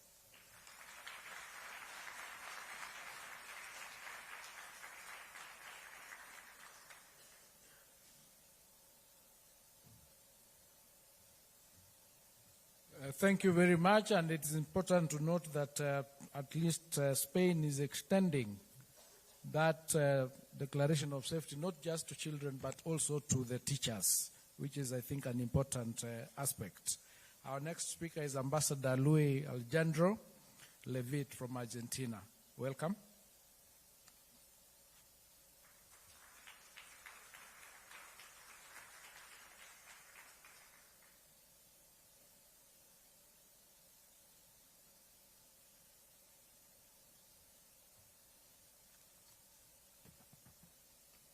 His Excellency Mr. Prime Cabinet Secretary and Minister of Foreign Affairs Diaspora, Dr. Mudavadi, His Excellency Cabinet Secretary for Education, Julius Agamba, His Excellency Principal Secretary for Education, Julius Vitok, representatives of Global Coalition to Protect Education from Attack, representative for the countries present at the conference, representatives of the civil society. It's a privilege for me to be present as a co-organizer as the 5th International Conference on the Safe School Declaration. Argentina was also a co-founder of this initiative 10 years ago. It is also an honor to share the stage with such important speakers. Let me begin by expressing my gratitude to the Global Coalition to Protect Education from Attack for its ongoing and indispensable work. I also wish to thank the champion states and non-governmental organizations as co-organizers. I would like to extend a very special thank to the government of Kenya for taking on the responsibility of organizing the conference, its leadership in both timely and significant, especially bring this important agenda to the African continent. I also want to thank Norway and Spain for working alone in this important event and in this process. I would like to highlight the interstate collaboration and the efforts to protect education in the context of armed conflict and the joint work that the champions of this initiative have been developing for years, both at this and previous conferences, including the one held in Argentina in 2017. In that particular conference in Buenos Aires, that experience allowed us to contribute to sustaining the momentum generated in Oslo in 2015. I would also like to acknowledge the strong cooperation of states with civil society and international organizations, many of which are present at the conference. Distinguished delegates, the Republic of Argentina is honored to be present in this forum to focus on the Declaration on Safe Schools and the Nairobi Action Plan. Don't forget the Nairobi Action Plan that will be adopted in this conference. Thus, the guidelines preventing the military use of schools and universities during armed conflicts emerged from a process initiated and led by civil society, centered on existing international humanitarian law, and focused on the problem of frequent and deliberate attack against education. It was in this context that negotiations began in Geneva, seeking through the declaration to achieve a political commitment to use the guidelines and incorporate them into school defense practices. It is worth to mention that neither the 4 Geneva Conventions nor the additional protocols contain provisions that expressly address the protection of schools. This highlights the importance of these initiatives that bring us together today. Argentina is not immune to the profound humanitarian crisis the world faces, especially in areas affected by armed conflicts, where indiscriminate or deliberate attacks, particularly against the civilian population and civilian objects, violate international human rights law. As part of its commitment to the comprehensive defense of human rights and the strengthening for international humanitarian law, Argentina wishes to draw attention to the seriousness of attacks against education in the context of armed conflicts. Let me be very clear. Maybe the Colombian congressman already mentioned that attacking a school for a regular army is a crime. It's also a crime to occupy schools, store weapons in a school facility, and hide them behind students. I wish to emphasize that the declaration is not only relevant for countries experiencing armed conflicts, but also for the entire international community, since its universalization contributes to the expansion of a community of interest that seeks to prevent the military use of educational facilities and to protect and ensure the continuity of education during armed conflicts, commitment assumed upon joining the declaration. Distinguished representatives, it is important to emphasize that attacks on education weaken the population, public and private institutions, and compromise the ability of those most effective of ambition a different future. In this regard, we believe it is crucial to highlight the relevance and timelessness of this declaration given the attacks on schools during armed conflicts remain a pressing humanitarian challenge. Distinguished delegates, protecting education will lead us to dialogue, critical thinking, and the development of socio-emotional skills that can not only contribute to peaceful coexistence and tolerance, but will also serve as a cornerstone for preventing future conflicts. For this reason, while thanking the State President and acknowledging for collaborative work, I urge those countries to have not yet signed the declaration to take this an opportunity to do so here in Nairobi. Finally, I wish to emphasize that this initiative is not only about protecting schools and children, it is about securing the future of our societies for a better tomorrow. Thank you very much.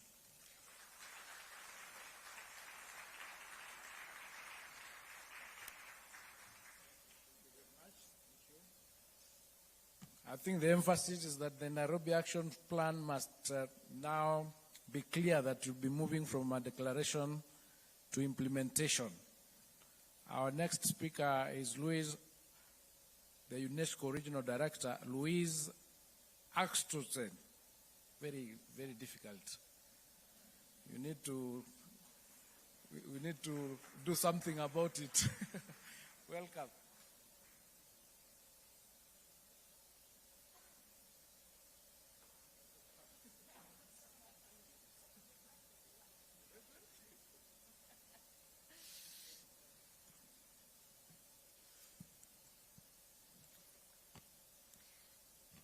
Prime Cabinet Secretary and Cabinet Secretary of Foreign and Diaspora Affairs, Cabinet Secretary for Education, State Secretary of Norway, champions of the Safe School Declaration, being its states, peoples, and in particular young people present in this room, distinguished delegates, dear colleagues, it is a great honor for UNESCO to join you as we mark the 10th anniversary of the Safe Schools Declaration. A decade on, our message remains simple and urgent. Schools must be places of safety and learning, never battlefields, never targets, and never tools of war. This anniversary is not only a moment to reflect on what we have accomplished together, it is also a call to intensify our collective efforts to guarantee that protection that every learner and teacher deserve. So, what can UNESCO do more? And what can UNESCO do better? With less than 5 years remaining to achieve SDG 4, we are reminded that leaving no one behind means prioritizing the most vulnerable populations, especially those living and learning in conflict zones. To reinforce this commitment, UNESCO is strengthening its support for national implementation of the Safe Schools Declaration and UN Security Council Resolution 2601. A major step forward in this effort is the development of the new preventive plan of action to protect education from attack requested by UNESCO's Executive Board. We drafted this plan with strong inputs from our key partners, many of whom are with us here in the room today, as well as from member states and our field officers. It brings together UNESCO's existing work and sets out a stronger, more coordinated path forward. The plan is still being refined, but its core is around 3 main areas of action to be implemented by UNESCO at the global, regional, and national level. And let me take you through these 3 priorities for UNESCO in relation to the Safe Schools Declaration. First, stronger global advocacy and partnerships. We aim to keep the Safe Schools Declaration high on the global agenda and help governments translate commitments into concrete changes on the ground. Second, a more robust education in emergencies response. This means helping countries integrate school safety into their education plans, training teachers and school leaders for crisis situations, improving infrastructure standards, and ensuring learning continues even in times of emergency. So very much action focused both on prevention, action during emergencies, and in its immediate aftermath. And third, advancing education for peace.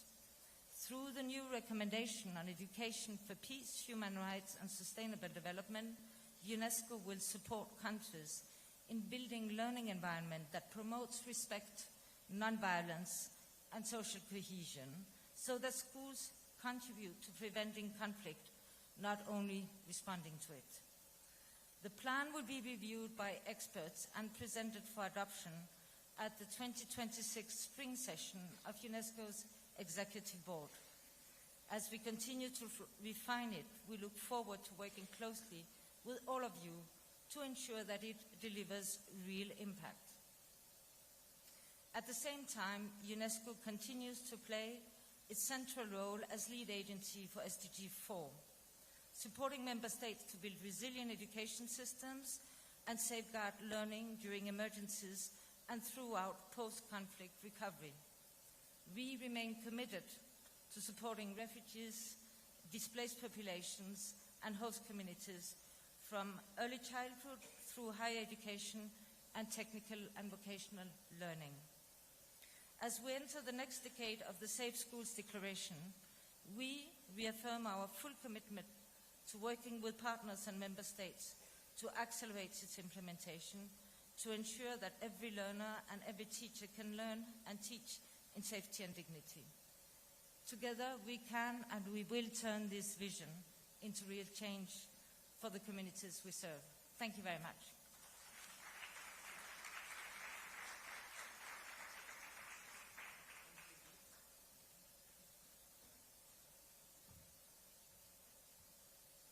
Thank you. A call to action to guarantee the safety of our children and teachers, and let's leave no one behind. Our next speaker is the UNICEF Regional Director at Leva Kadili. Please welcome.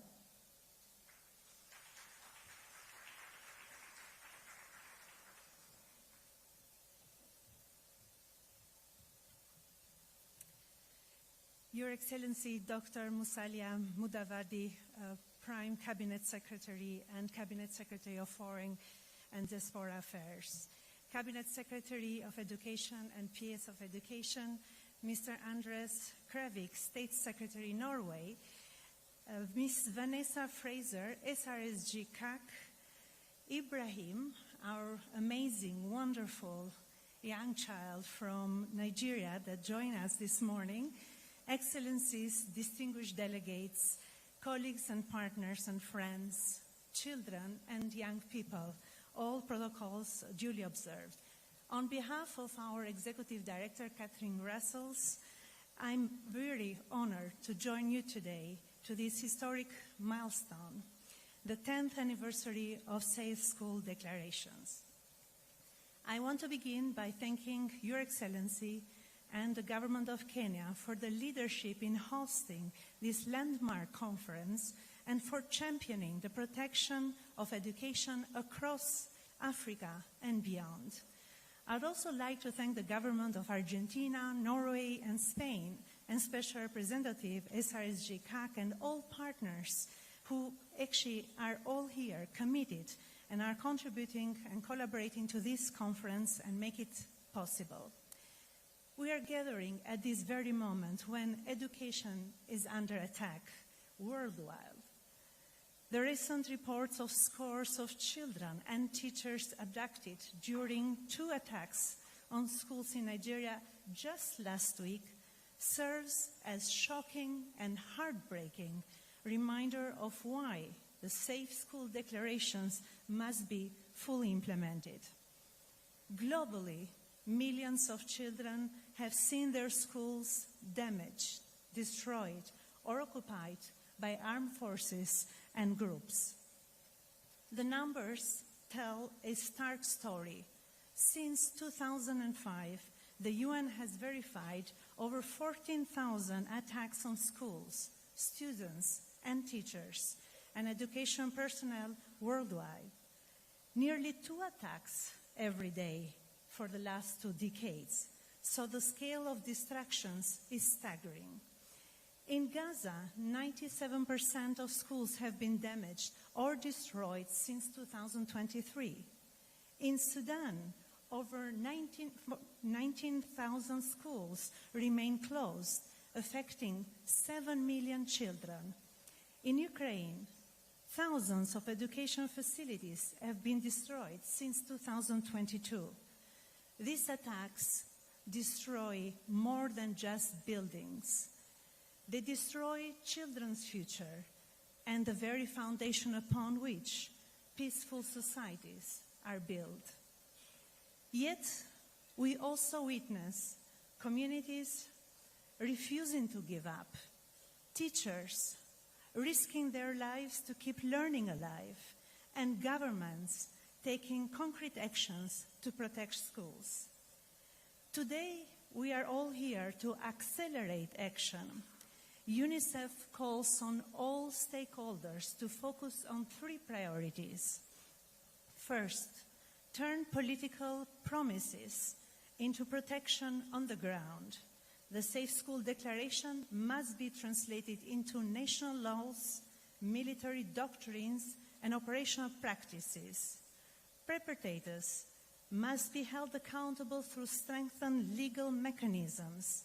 Countries like South Sudan and Somalia have shown already their leadership, and we encourage others to learn and follow at the scale and what works. Second, ensure continuity of education and rapid recovery. Schools need safety plans and early warning systems to protect learning when conflict threatens. When disrupted, rapid rehabilitation and reopening are essential. Maintaining learning through alternative pathways and bridge children back to formal schooling while providing mental health and psychosocial support to all affected. Third, protect and increase financing for education in emergencies. The funding crisis is truly acute. An estimated 2 million children in humanitarian setting risk being out of school by the end of 2026, as global aid funding for education in emergencies is projected to reduce and be cut by US $745 million.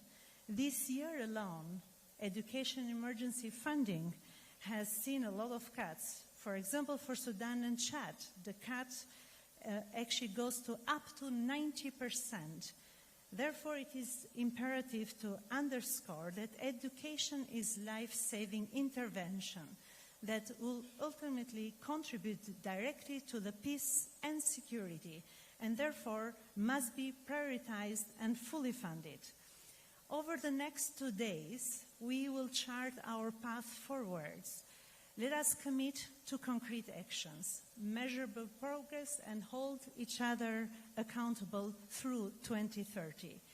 UNICEF stands ready to support governments, work alongside communities and partners with each of you to work and to make safe education a reality for every child affected by conflict. Let us leave Nairobi with renewed determination, not just to protect education, but to ensure that every child, no matter where they live, they can learn in safety and build a better future. Thank you. Asante sana.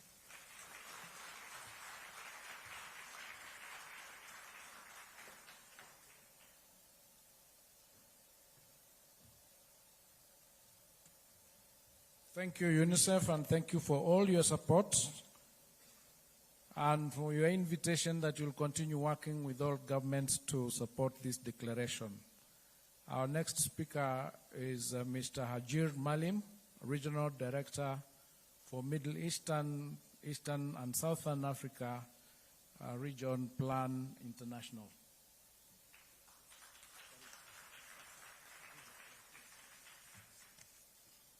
Your Excellencies, allow me to ride on the protocol already established.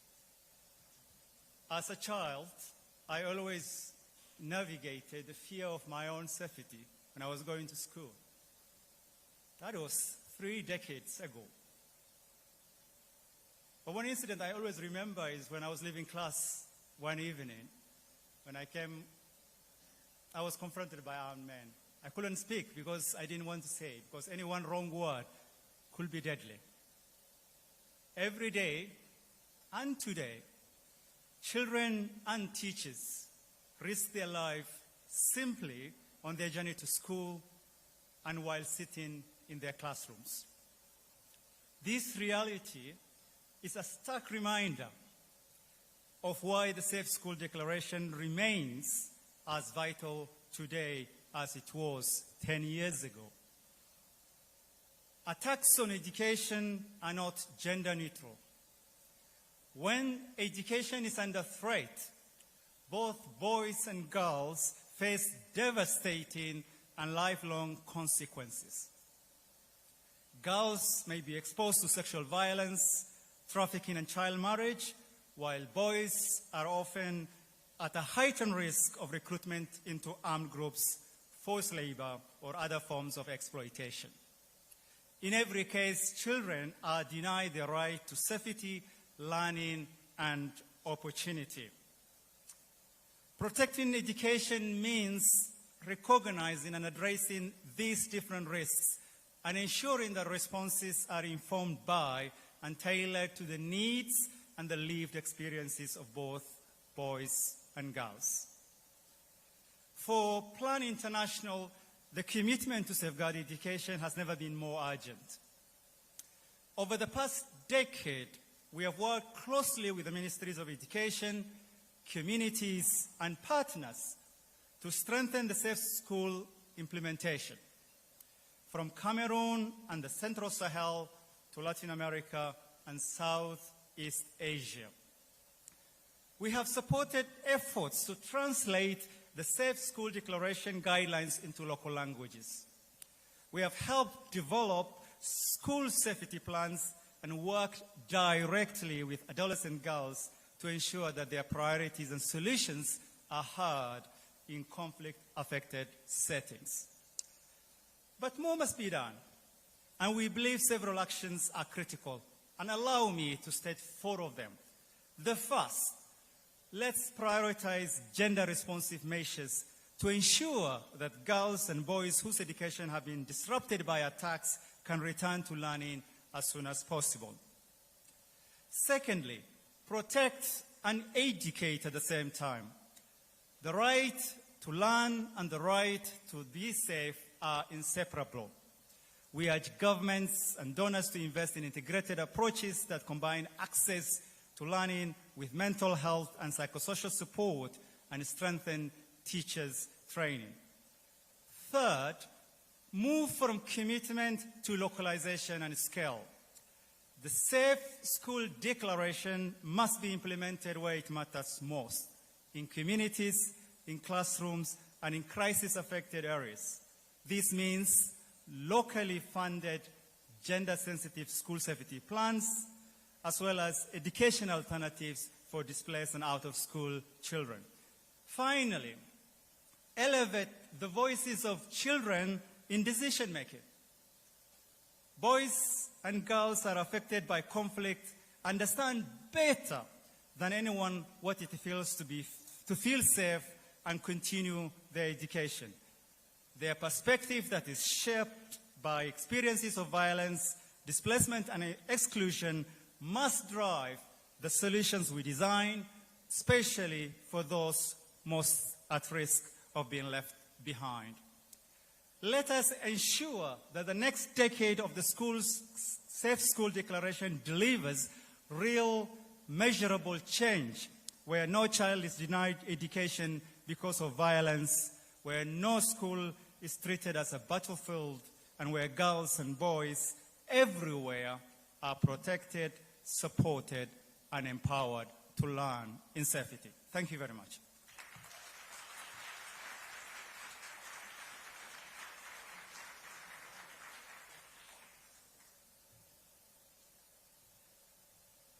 Yes, let's move from commitment to implementation on the ground. Thank you so very much, Plan International. Our next speaker is Henrietta Westrin, CEO Save the Children, Norway. Please welcome.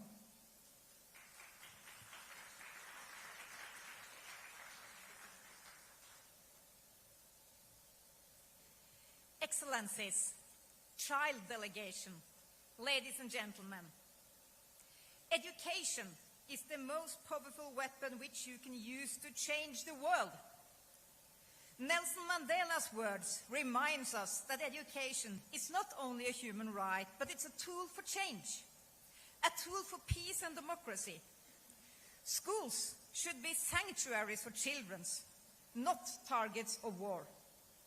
They should never become military bases or battlegrounds. Yet, according to the Education Under Attack 2024 report, 8 attacks on education occur every single day. Conflict is rising. Save the Children's new report, Stop the War on Children, shows there's a record high number of children, 1 out of 5 globally, now grow up in conflict zones. And in Africa, 1 out of 3. This means millions of children wake up every day surrounded by violence, uncertainty, and fear. And that makes this conference not just relevant, it makes it urgent. When children learn, they gain power to shape their own lives and society. And at the last Safe School Conference, children from across the world wrote a manifesto to you, the leaders in this room. And the words they wrote that time, they still echo today. They said, "We are scared when we see military vehicles outside our school. We are scared when our classroom becomes a barrack. We are scared when soldiers stop us on our way to school and when we hear they are recruiting children in the next village. We are scared when bombs fall near our playground. We are scared when our teachers disappear, and we are scared when our school is destroyed." And this fear is not abstract. It lives in the bodies and hearts of millions of children. And we know that when fear enters the classroom, learning leads. The Safe School Declaration matters because it protects children. So to those who have not signed, please sign now. There are no excuses left. And to those who have signed, keep your promise. Protect every school, every child, every day. Because a declaration without implementation, that's just words. And children, they deserve more than words. If we fail to protect education, we lose future scientists, teachers, doctors, and leaders, and with them the chance for peace and prosperity. Well, yes, we are losing peace before it even begins. 10 years on, the Safe School Declaration shows what political will can achieve. But attacks are rising again, and we cannot accept this normalization. of the unacceptable. So, to the governments here, turn your words into protection. Review your military manuals. Train your armed forces. And fund education in emergency. And most of all, listen to the children whose future depend on your choices. If we truly want peace, we must start where peace begins, and that's in the classrooms. Thank you.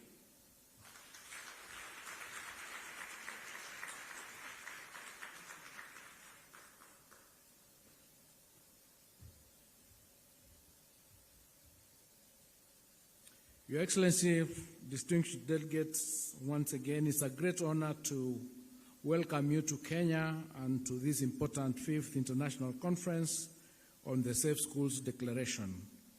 This gathering is a testament to our shared conviction that education must remain protected, uninterrupted, and accessible to every learner regardless of their circumstances. I'm deeply encouraged by the level of global representation in this room today, and I affirm the Ministry of Education's strong support towards advancing this vital agenda. Your Excellency, ladies and gentlemen, the Safe Schools Declaration, now marking a decade since its inception, has emerged as a beacon of hope for millions of learners worldwide. The theme of this year's conference, Safe Education for All, a decade of commitment, a call to action, reminds us that while much has been achieved in advocacy, policy adoption, and global consensus, the true measure of success lies in meaningful implementation. A commitment is only powerful if it translates into protection, and action is only meaningful if it safeguards the future of our children. In Kenya, we are working tirelessly to integrate the principles of the Safe Schools Declaration across our education and security frameworks. We recognize that insecurity disrupts learning, and therefore we are strengthening interministerial coordination to reduce risks to learners, teachers, and the school's infrastructure. We have increasingly adopted approaches that maintain school operations even during periods of localized instability, expanded psychological support in vulnerable regions, and supported teacher preparedness in crisis management. These efforts affirm our belief that learning must never be suspended, even in the face of adversity. Your Excellency, ladies and gentlemen, we are aware that across Africa and the world, too many children walk long distances through areas affected by insecurity.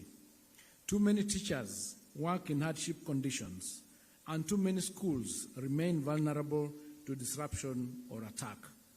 These challenges are not merely statistics. They are stories of interrupted dreams. That's why this conference must be action-driven.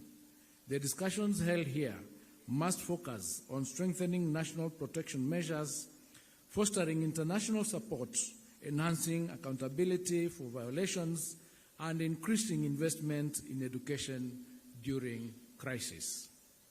Let us take advantage of this moment to ensure that the next decade of the Safe Schools Declaration transitions from advocacy to implementation and from pledges to measurable outcomes. Let Nairobi be remembered as a place where global commitment evolved into coordinated delivery and where we strengthened our resolve to protect education as a human right and a foundation for peace. Allow me, Your Excellency, at this juncture to express sincere appreciation to our international co-hosts and partners, Norway, Argentina, Spain, Nigeria, the African Union, UNICEF, UNESCO, the Global Coalition to Protect Education from Attack, civil society organizations, and youth champions for their continued leadership and technical support in this area. I also pay tribute to teachers, especially those in hardship areas, whose dedication ensure learning continues despite difficulties, and to learners whose courage inspires us all. Ladies and gentlemen, as we begin this important conference, I am confident that our deliberations will be constructive, collaborative, and focused on practical solutions.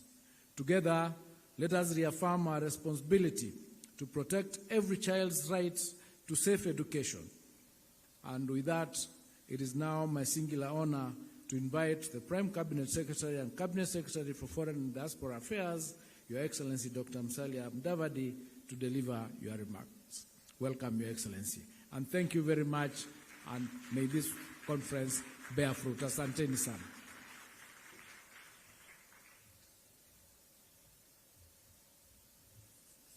Thank you. Please be seated.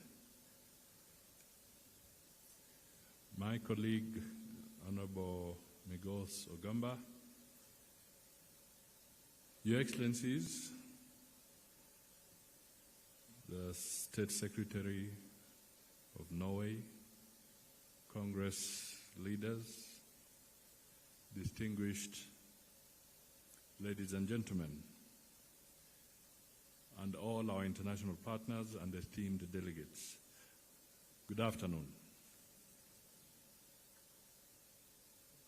It is an honor to address you today at the official opening of the 5th International Conference on the Safe Schools Declaration here in Nairobi. On behalf of His Excellency, Dr. William Samoei Ruto, the President of the Republic of Kenya, and the government and people of Kenya, I warmly welcome all delegates, policymakers, technical experts, and child advocates gathered here today. The theme of this year's conference, Safe Education for All, a decade of commitment, a call to action through the Safe Schools Declaration, is a compelling reminder that 10 years after the declaration was launched, our resolve must deepen and our actions must accelerate. A decade of commitments is meaningful only if it yields a decade of results. Today we gather in Nairobi with 121 endorsing countries, demonstrating global solidarity for the protection of education. Yet while these commitments signal a strong international consensus, the real measure of our resolve lies in effective implementation. Across the world, schools are attacked, repurposed, or closed due to insecurity. Children traverse dangerous routes to access education. Teachers face constant risk, and many learners, especially girls, vulnerable children, and those in marginalized communities struggle to pursue their education amidst adversity. Around the world, and especially in Africa, violent conflicts continue to leave children bearing the deepest scars, with their learning institutions destroyed or turned into targets of insecurity. By the end of 2024, an estimated 48.8 million children had been displaced by violent conflicts and disasters, including 19.1 million alone in Africa, which is more than half of the global total. In our own neighborhood of the Horn of Africa, Sudan now faces the largest child displacement crisis in the world, with over 6.5 million children uprooted after 2 years of relentless violence. According to Save the Children, since the outbreak of war in 2023, a child has been forced to flee every 10 seconds. This situation risks leaving an entire generation out of school indefinitely.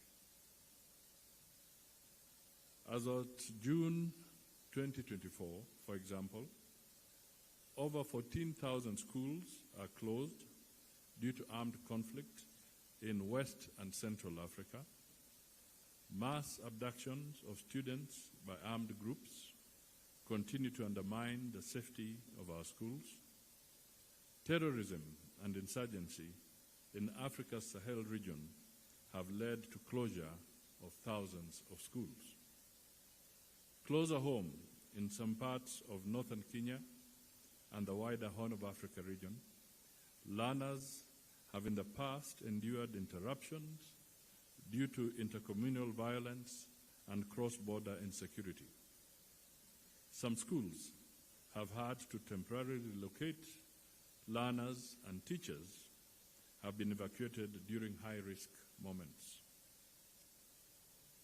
These tragedies are more than statistics.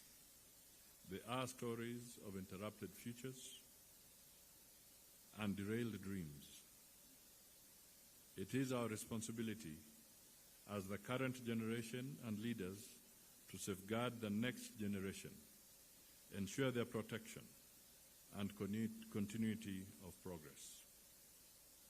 With this awareness, Kenya remains firmly committed to the Safe Schools Declaration. We have begun integrating its principles into education and national security frameworks, enhancing coordination between the ministries responsible for education, interior, and security to mitigate risks in vulnerable regions. The government is enhancing teacher preparedness for crisis situations, strengthening psychosocial support, and ensuring continued access to learning in conflict-affected areas or counties. Hosting this 5th conference demonstrates Kenya's commitment not just to share in global protection strategies, but to actively advance them. It is a significant milestone that the Safe Schools Declaration has been endorsed and supported by global leadership, including the United Nations Secretary General, Antonio Guterres, who has emphasized that the right to education must never be suspended, even in war. Education is the foundation of peace and the first step towards recovery. When schools fall silent, the path to stability grows longer. This conference must therefore be a turning point. While the last decade built a strong framework, the next must deliver measurable impact. Our focus should be on practical solutions, preventing the military use of schools, protecting teachers and learners, ensuring accountability for attacks, restoring access to learning, strengthening national monitoring, and mobilizing greater investment in education during crisis, because without funding, aspirations will remain unfulfilled. The 5th conference here in Nairobi marks a step from political commitments to operational action, where our decade of commitment turns into a decade of delivery. Let us renew our promise today that no child, no teacher, and no school shall ever be left unprotected. In conclusion, I express deep appreciation to our co-hosts and partners, Norway, thank you, Mr. Minister, Argentina, Spain, Nigeria, the African Union, UNICEF, UNESCO, the Global Coalition to Protect Education from Attack, civil society, and youth advocates for their steadfast leadership. I also salute our teachers tirelessly, working under difficult conditions, and the learners who pursue education with courage despite adversity. It is my distinguished honor, on behalf of the government of the Republic of Kenya, to officially declare the 5th International Conference on the Safe Schools Declaration open. And before I step off the podium, maybe I can just emphasize that let's also now have some special conversation around the threat that comes with AI. As much as we are talking about the safety of our schools, now there's a new threat,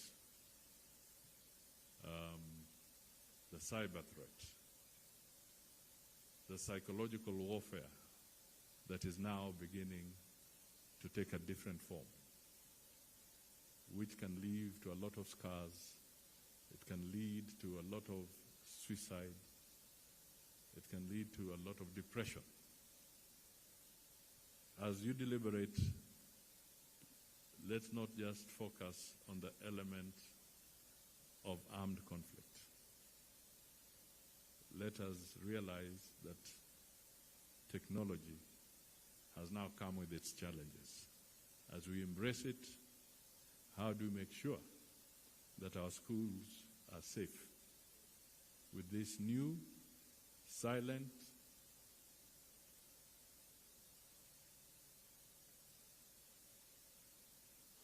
partner? I didn't say enemy, I said partner. Because technology is our partner. But the question then, do all partners come with good intentions? That's the question we may want to ask ourselves. So let's dedicate some time to that, to just focus on that threat that comes with the new technologies that we have. May our deliberations be practical and fruitful. Thank you. May God bless you. May God bless Africa. May God bless Kenya. Asante sana. Thank you so much. Thank you. Let's appreciate our chief guest, Dr. His Excellency Musalia Mudavadi.